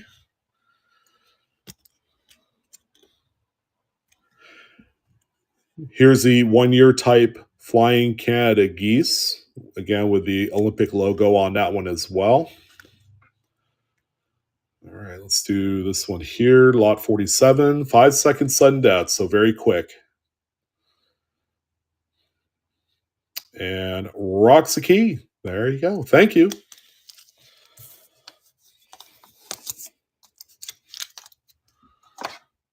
Nice and quick on these. And then we have some really nice coins to kind of end out the show here. Here's a 2006. This is the typical loony design. This is a really nice choice BU example. This is lot number 48. Yeah, it's 2006. And that one also going to Bill. Bill's going to have a really nice sized box heading your way. Here is coming up next, 2005. This is the traditional loony design on the reverse. And this one also 5-second sudden death. All right, Roxa. There you go. Thank you.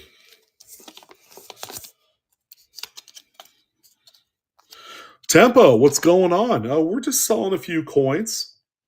It's my 1-year anniversary on Whatnot, which is kind of cool. And I won't be back on for 2 weeks. So a lot of things going on. We're going to be at the Colorado A&A Money Show next week. So we're going to be driving on Monday. Here's a 96, the earliest date that you could get on this thing. There you go. First year, nice BU example. And Gypsy Lee, 1947. Congratulations. That was lot number 50. We were just rolling. Oh, that's okay. We'll connect some other time. We're going to be doing a few shows this year. Tempo. So our paths will cross. I guarantee it. Here's a 1-year type, 1867 to 1982. This is the Confederation Constitution. This is actually a Canadian dollar. Canada dollar, not Canada. Canada, I guess, could work if you're in a rush. This one is lot number 51, and we're still at sudden death, 5 seconds. And that one's going to Gary. Thank you, Gary. And we're going to have everything out by tomorrow, guys. Seeing as how we will be out of town on Monday, we will work on getting this all packaged and at the latest Monday morning. So we also have the British Columbia Centennial, 1871 to 1971. That's also the 1-year type Canada design for that time. And this is 5-second sudden death on lot number 52 on the British Columbia. And Mr. Wild Bill, thank you. Do I need stickers? No, we ended up ordering some, I think. I also have my business cards. My business cards have my QR code for my YouTube channel and all that great stuff on there. Here's a 1975 Canada dollar. It's a nice BU example too. These things are usually trashed. They're just circulating and they get beat up, and this is a really nice, well-preserved example. And Mystery Moon. There you go. You got the Voyager's dollar. We also have a silver Canada dollar coming up here later on, very shortly, as a matter of fact. Here's a nice 68 as well. First year of the nickel composition. And lot number 54, 5-second sudden death. And that one's going to Bill as well.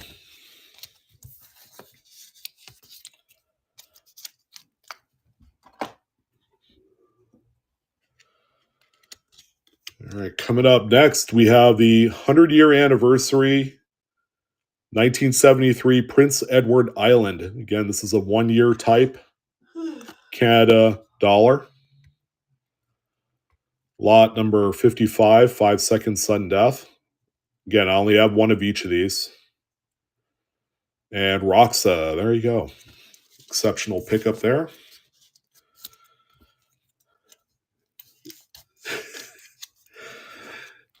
Oh, Jen, my friend, are you spitting rhymes there? What's going on?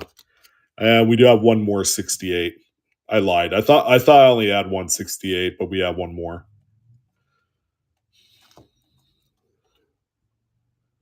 You're so forgetful. I am. Just kidding. Yeah. I'm leaving in like 10 minutes. Did you have a good nap? You're probably going to sleep once you get to the massage joint. So what I did have is a 69. So we haven't, let a 69 loose yet. Let's go ahead and do this one here.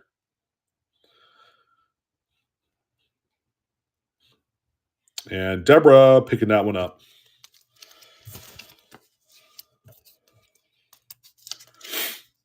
It's funny, when Jen said that just now, I was envisioning it from the voice of Hulk Hogan. Like, what you gonna do, brother? I was kind of like reading it as like Hulk Hogan's like voice of what Jen had just said. Yeah, the Bad Boys song, yep. What you gonna do when they come for you? Bad boys, bad boys. And we have one more of the Confederation Constitution, the very whacked out, crazy designed 1-year type silver dollar. So this is the last one, the last silver dollar that we have here tonight for these types. And Bill owning that one there. Yeah, it was pretty good. Not too shabby. You did good there.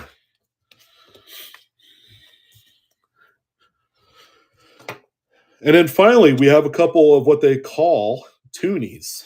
So these are the $2 face value. These are the 1-year type designs. I don't know what you call this one. This one says it's a Native American name. The Nunavut design on there. And then still Queen Elizabeth. It does have a privy mark up there. All right, so let's go. I have only two toonies. There you go. $2 face value, if that means anything. Nice BU. Tom, there you go, sir. Cosmo, we're doing A-OK, man. We are ready for our vacation to Colorado Springs for the ANA. Long overdue. We need this. We need it. And we also have the 2000. This is the Millennial Knowledge reverse. So that's what that one looks like there. Yeah, 1-year type on this one. Lot number 60 for you. And Bill.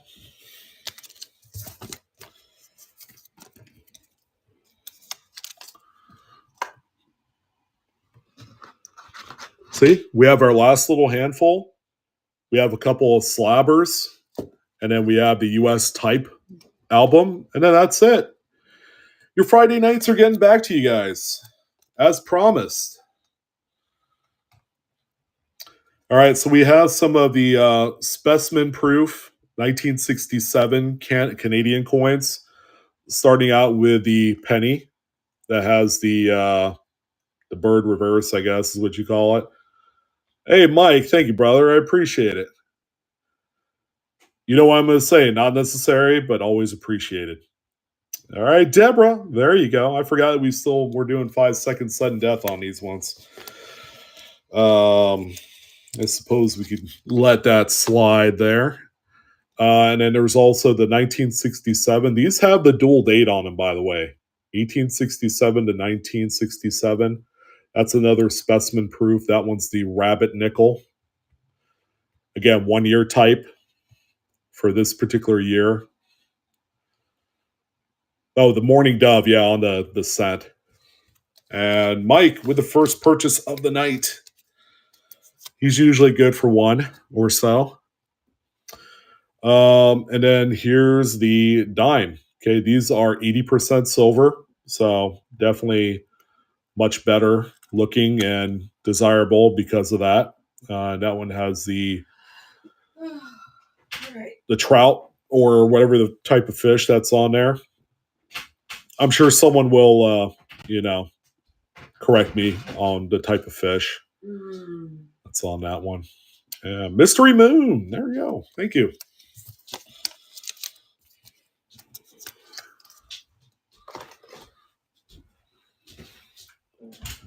There's the quarter with what I presume to be the Arctic lynx on there. That's a good looking one. Lot number 64. Again, this is the specimen proof Canadian quarter with the lynx. And that one's going to Bill. Bill. The name's so nice, you gotta say it twice. Are you laughing? I'm laughing at your jokes. You're funny. If it gets cold enough.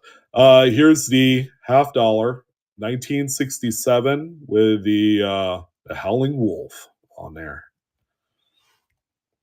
Yeah, Bill's gonna have a nice sized box coming his way. Oh, this is a pretty one here. All right, and Mr. Cottage. All right, sweets. You heading on? I'm heading on. I love you. Love you. Bye, babe. Yeah. Have a good time. Don't be too relaxed. Yeah. Hey, I could use a massage sometime too. I'll sign you up.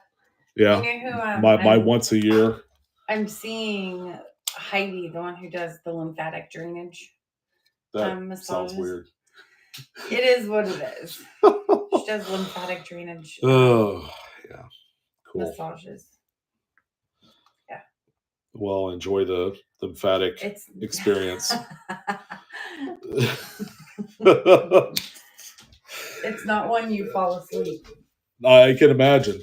Because it's pretty painful. It's like milking the prostate. Ew. No, I'm just kidding. That was disgusting. Anyways, wow. We gotta save the best one. This is a off the chain deep cameo. Canadian silver dollar. This is silver, guys. Look at the cameo on there. How about we get a nice big bid for Mr. Laffy Boy over here? Oh my goodness! Psych. You're hilarious. You come up with the funniest things. Yeah, even if it's not, appropriate for a public forum like whatnot. Oh, no, it's not. Hey, Eric, I do that just fine by myself. I'm not going to say I'm embarrassed. I knew it was coming. So it happened. And, we're just going to leave it at that. And, a week or 2 weeks on my next show, we're all going to forget about it. No one's going to remember any of the transgressions that occurred during this stream, if you know what I mean, Jelly Bean. You guys have been an absolute belle of the ball, You guys can be on another banging stream, and yet you're here with Sean. I'm back. See, that didn't last too long. I can't. Oh, there's my shoe. How's the drainage? Hey. It's a real thing. Look at that. Okay, I will. Do I have to go on like WebMD or something like that to figure it out? Okay. And it's beneficial to my health. It's beneficial to all healths. All right. Huh? Yes, I'm having fun doing that too. So we got some bangers here at the end. Nice raw bangers too. So this is the millennial. It's got even the fireworks privy on the Canadian maple leaf here. It's got the dual dates, 99 to 2000. It's technically dated 2000, but that is your 1 ounce Canadian maple leaf. These are quad 9 fine silver schmilver. So I was like, what do the people want to see? They want to see the millennial dual date Canadian maple leafs, and that's why I got these. So there you go. And it looks like Gary is going to be taking home the butte there. And he doesn't even have milk spots. That's the lovely spot. The lovely spot. That's the lovely part about this round is it does not have that. So sure, I'll take it. So we got some really nice ones here, piece dollar wise. Here's a 1922D. Okay, a little bit tougher date there with the mid mark. Anything's better than the, I guess, supposed Philadelphia 22 because those things grow on trees. But this is a pretty looking coin here. Yeah, $1 start. Let's go ahead and do it. 22D.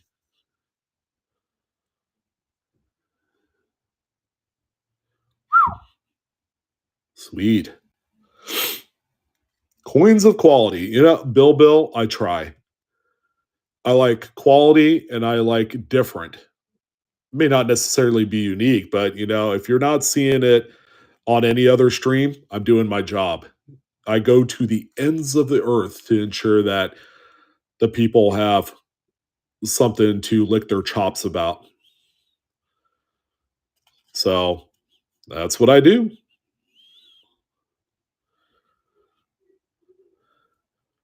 Hey, Cottage. Mr. Cottage. There you go, sir. Lot number 68. All right. The train does not end here because we have a 23 Philly. Now, here's the thing 23 Phillies, like 22, they grow on trees. But this one, a Scarce VAM reverse die break. Never bothered to check and see what the VAM variety is, but this one has the die break right on the raise under $1. You see that line right there? That's actually a interior die break right there. I'm pretty sure that's in the on VAM World. So whoever has time to check it out, you know, you might be scoring yourself something nice here. Don't know if it's like a top 100 or whatever. I know some of the die breaks are. But there you go, 23 Philly with a reverse die break right in the raise. Billy Flowers, how you doing, sir?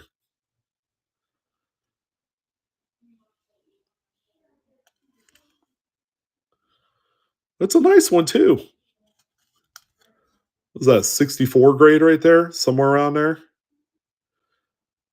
Now, if you have time, you know, find out what that VAM variety is.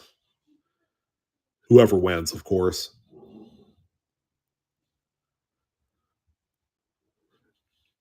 And Bill is the recipient of that one.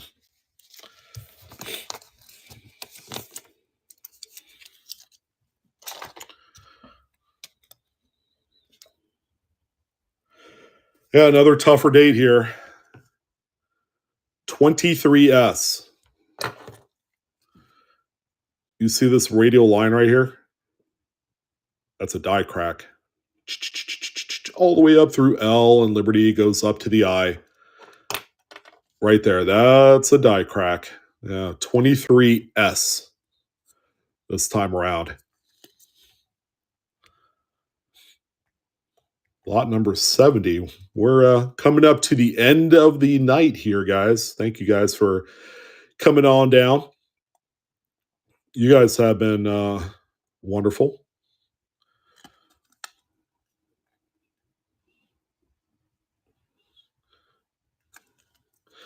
I know. It's like, can we just continue to go on? I didn't want to make the show like too ridiculously large. Like I could, I could have done like 125 lots on a Friday show, but realistically, we're leaving Monday and I didn't want to overextend myself as far as doing the shipments.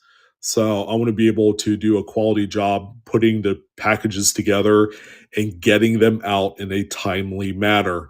So, Monday morning at the latest, you'll get your scan on Monday at the latest. And Bill is making my job very easy this week, as I'm sure quite a few of these are going to end up being packaged up. And probably the nicest piece dollar. Oh, Bill, you saw your payment over there. Your bank's like, what in the hell is going on here? You're buying way too much stuff. This is a 25 Philadelphia. Honestly, this looks like a 65 grade coin. It's stunningly handsome, beautiful. Lot number is 71.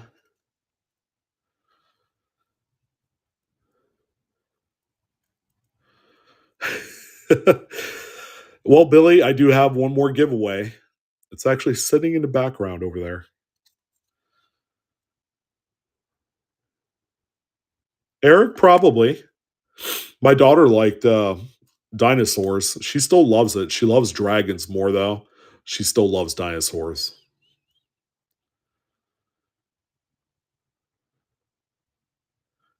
Yeah, it's a 25 Philly.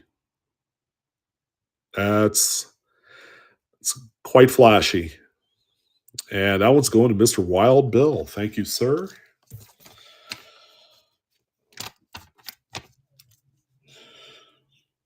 Bill, man, your bank's tapping out too. What's going on? What's going on? All right, I'm gonna let that marinate so you guys can work on your payments there. Let me grab a couple more. There's always next time. I have multiple 25s, Jen. It's no big deal. Now, if you said, "Oh, how about 25S?" I'd be like, "Screw you! I don't have a 25S for my collection. I don't have a 25S for my collection. Not yet. Let's put it that way."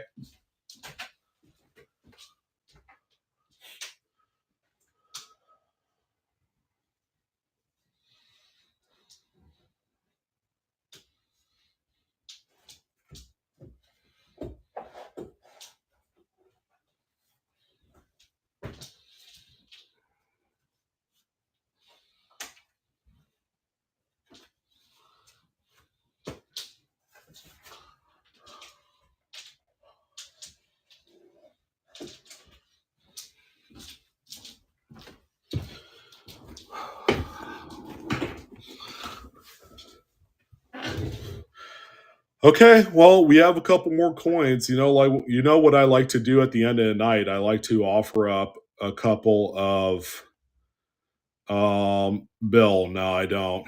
I don't have any Hennings. I wish.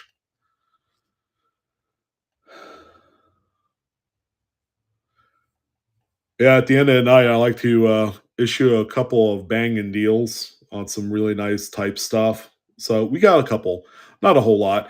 Actually, let me do this. Hey, Bill, both Bills, Bill, and Wild Bill. You guys see your payment thing pop up?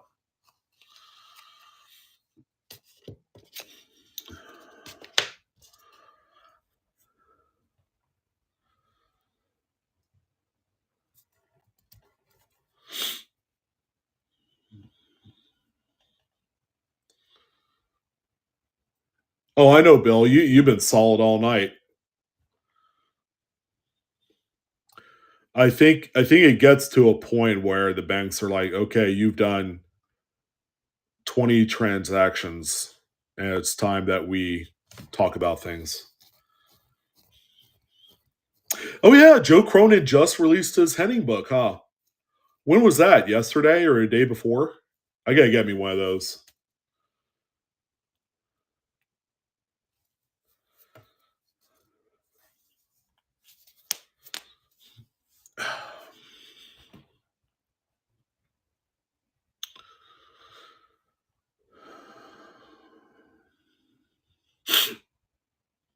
Yeah, Wild Bill still has a payment thing too on the 25 piece dollar. And, he's usually good on it.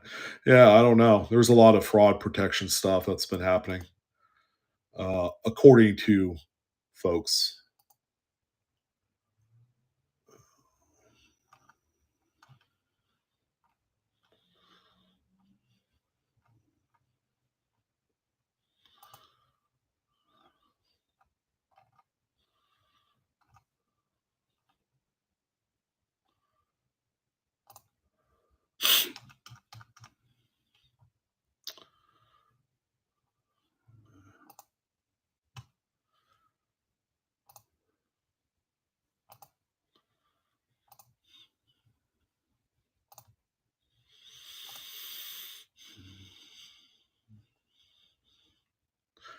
All right. Well, I tell you what. While we're waiting, let's go ahead and do the giveaway for the DANSCO 7070.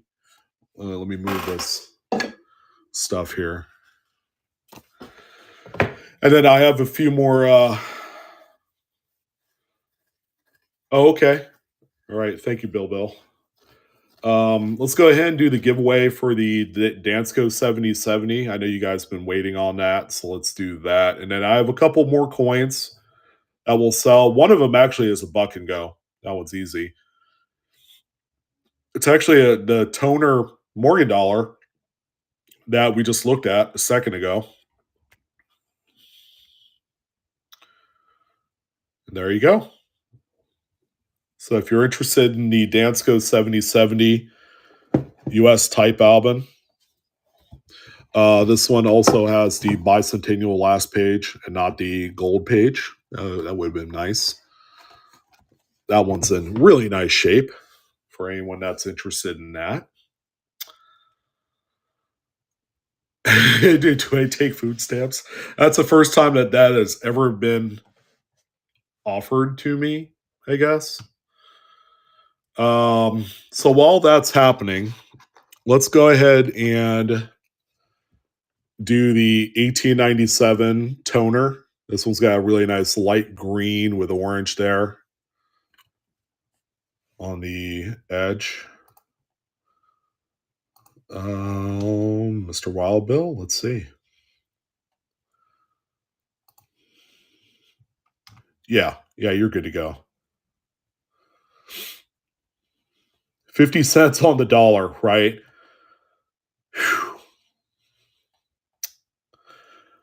1897 Morgan toned obverse. See how blast white the reverse is. All of the colors on the front there.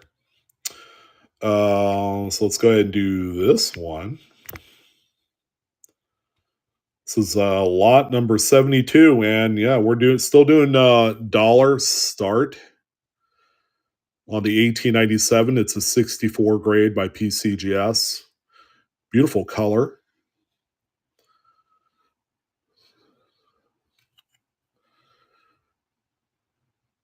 I can say gorgeous, but it's mostly directed to my wife, so I just gotta be careful.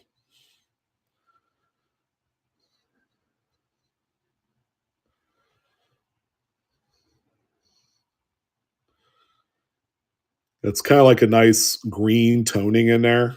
It's really pretty. This is a really, really pretty coin.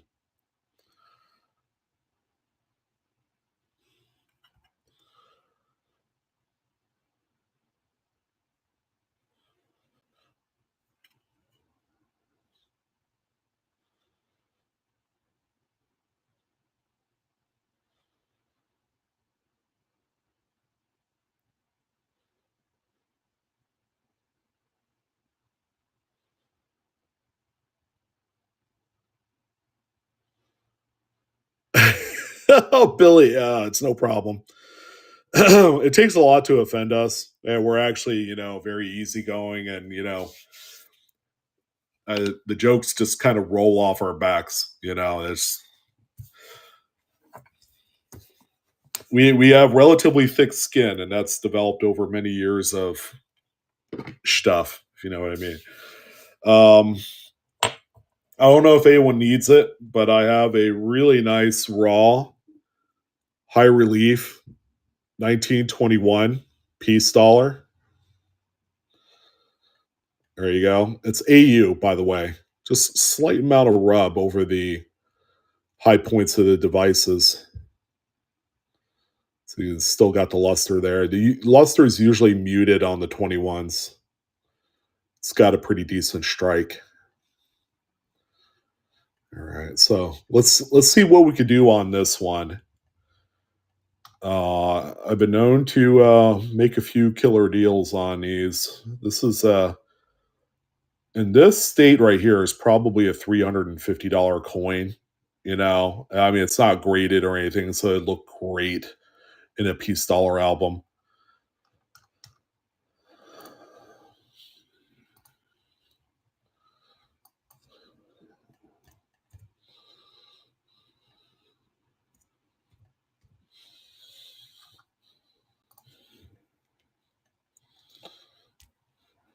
All right, I could do this. This is a nice deal. 260. Can't get you better than that.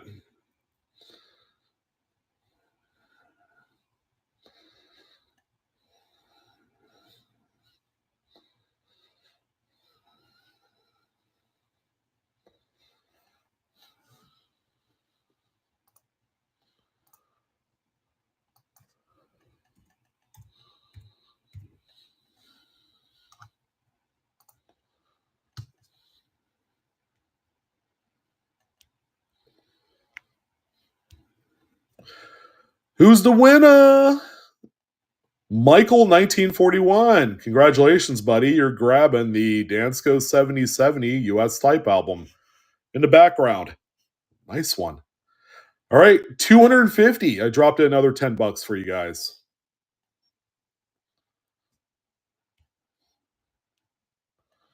Last call.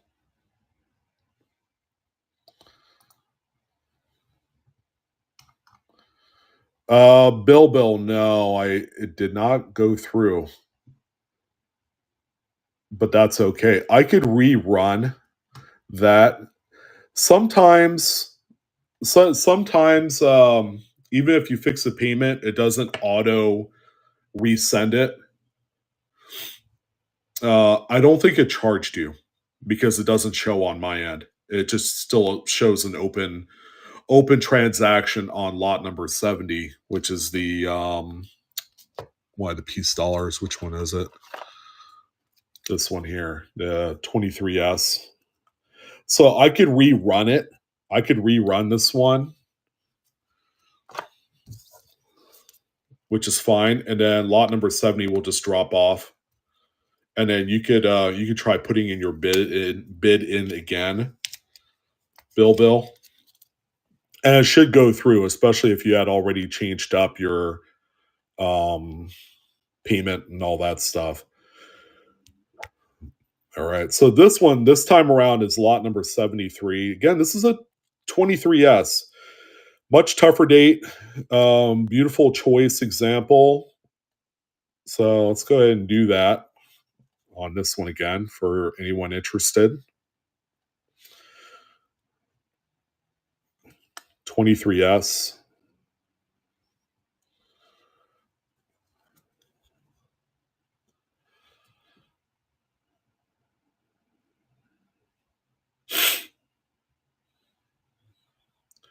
Again, this is a pretty tough date right here.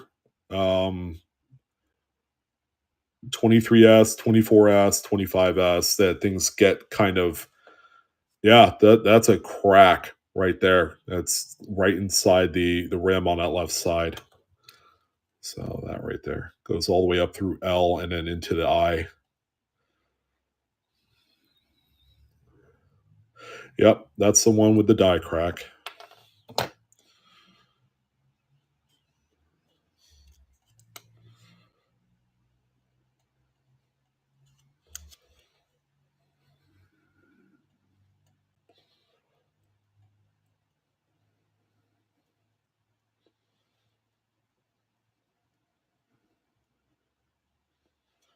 And that one's going to Roxa. There you go. Yeah, this was the one that you tried buying, Bill, but the payment didn't go through, so it's still showing as an open item. So that's why I reran it.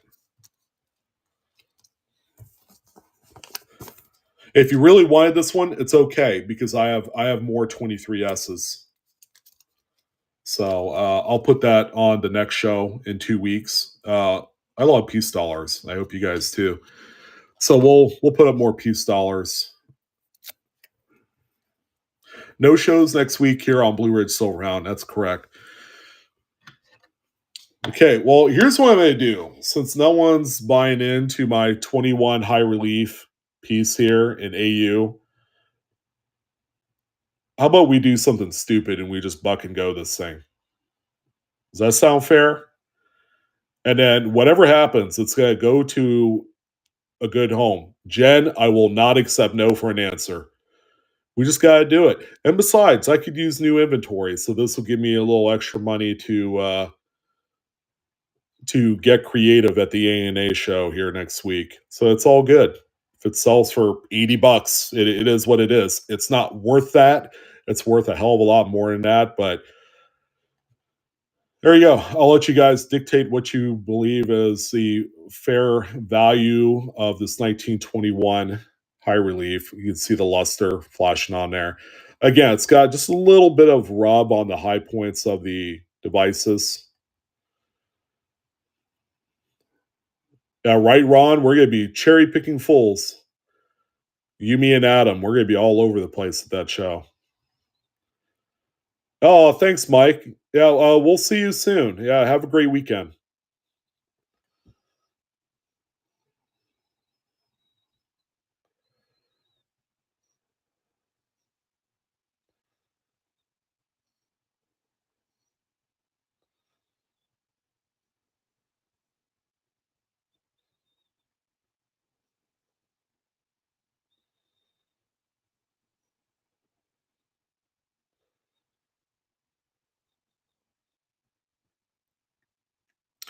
Oh, Marcy, there you go.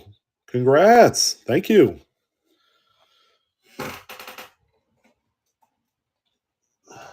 She is one bad mamma jamma. I'm talking about the coin, not you, Marcy. I'm sure you are too, but this is a beauty. Let's see, lot 74. Okay, well, let's go ahead and do a lot 75 and then call it a night.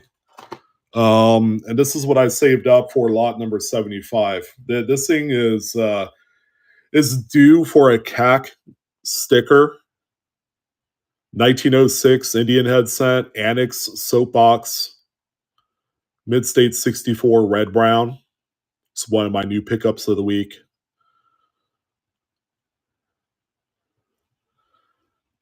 All right, see that thing? Nice red brown too. It's more red than brown. It is a red brown.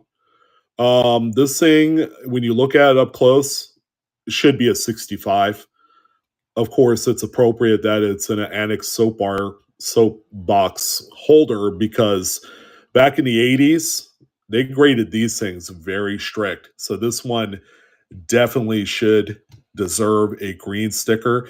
You get a green sticker or you crack it out and reholder it and it comes back a 65 red brown. You've essentially doubled your money. Now, here's what I'm willing to do on this one. Typically, I would have this at 2.25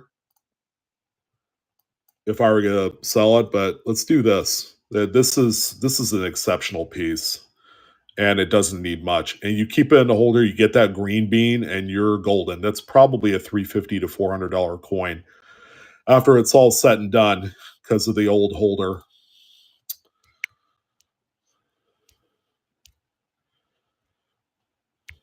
And there you go. This is what I'm leaving you guys with. I started at 175, so we do have a few bids in there.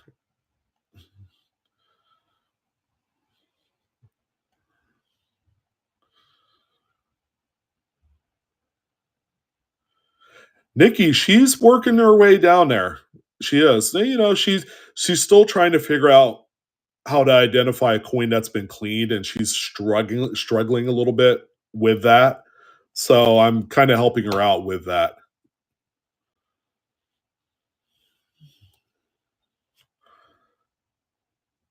Bill, my goodness, that is quite a buy right there.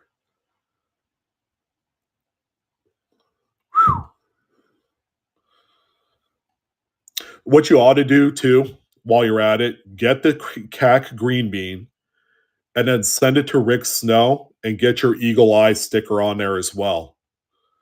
It's going to be double certified in addition to the annex grading. My God, this thing will probably end up being like a $600 coin once you get both of those. I forgot how much he charges for the Eagle Eye seal, which is just a sticker. Rick Snow is the main attributor of Indian AdSense, and this is a prime candidate. All right. Thank you guys. Thank you, Bill. Thank you to everyone that's come by tonight. Congratulations to Michael that won the DANSCO 7070. If you guys like this sort of thing, you like getting books and nice albums and all that stuff, we'll have more.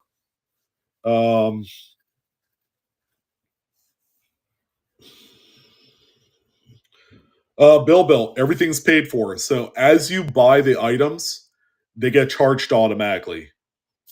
Now, some banks, they limit you to like 15, 20 transactions on your card. So if you're using a debit card, they might say like, hey, what are you doing? And then they'll flag you. So, and that's where you go in and you put in your card information again.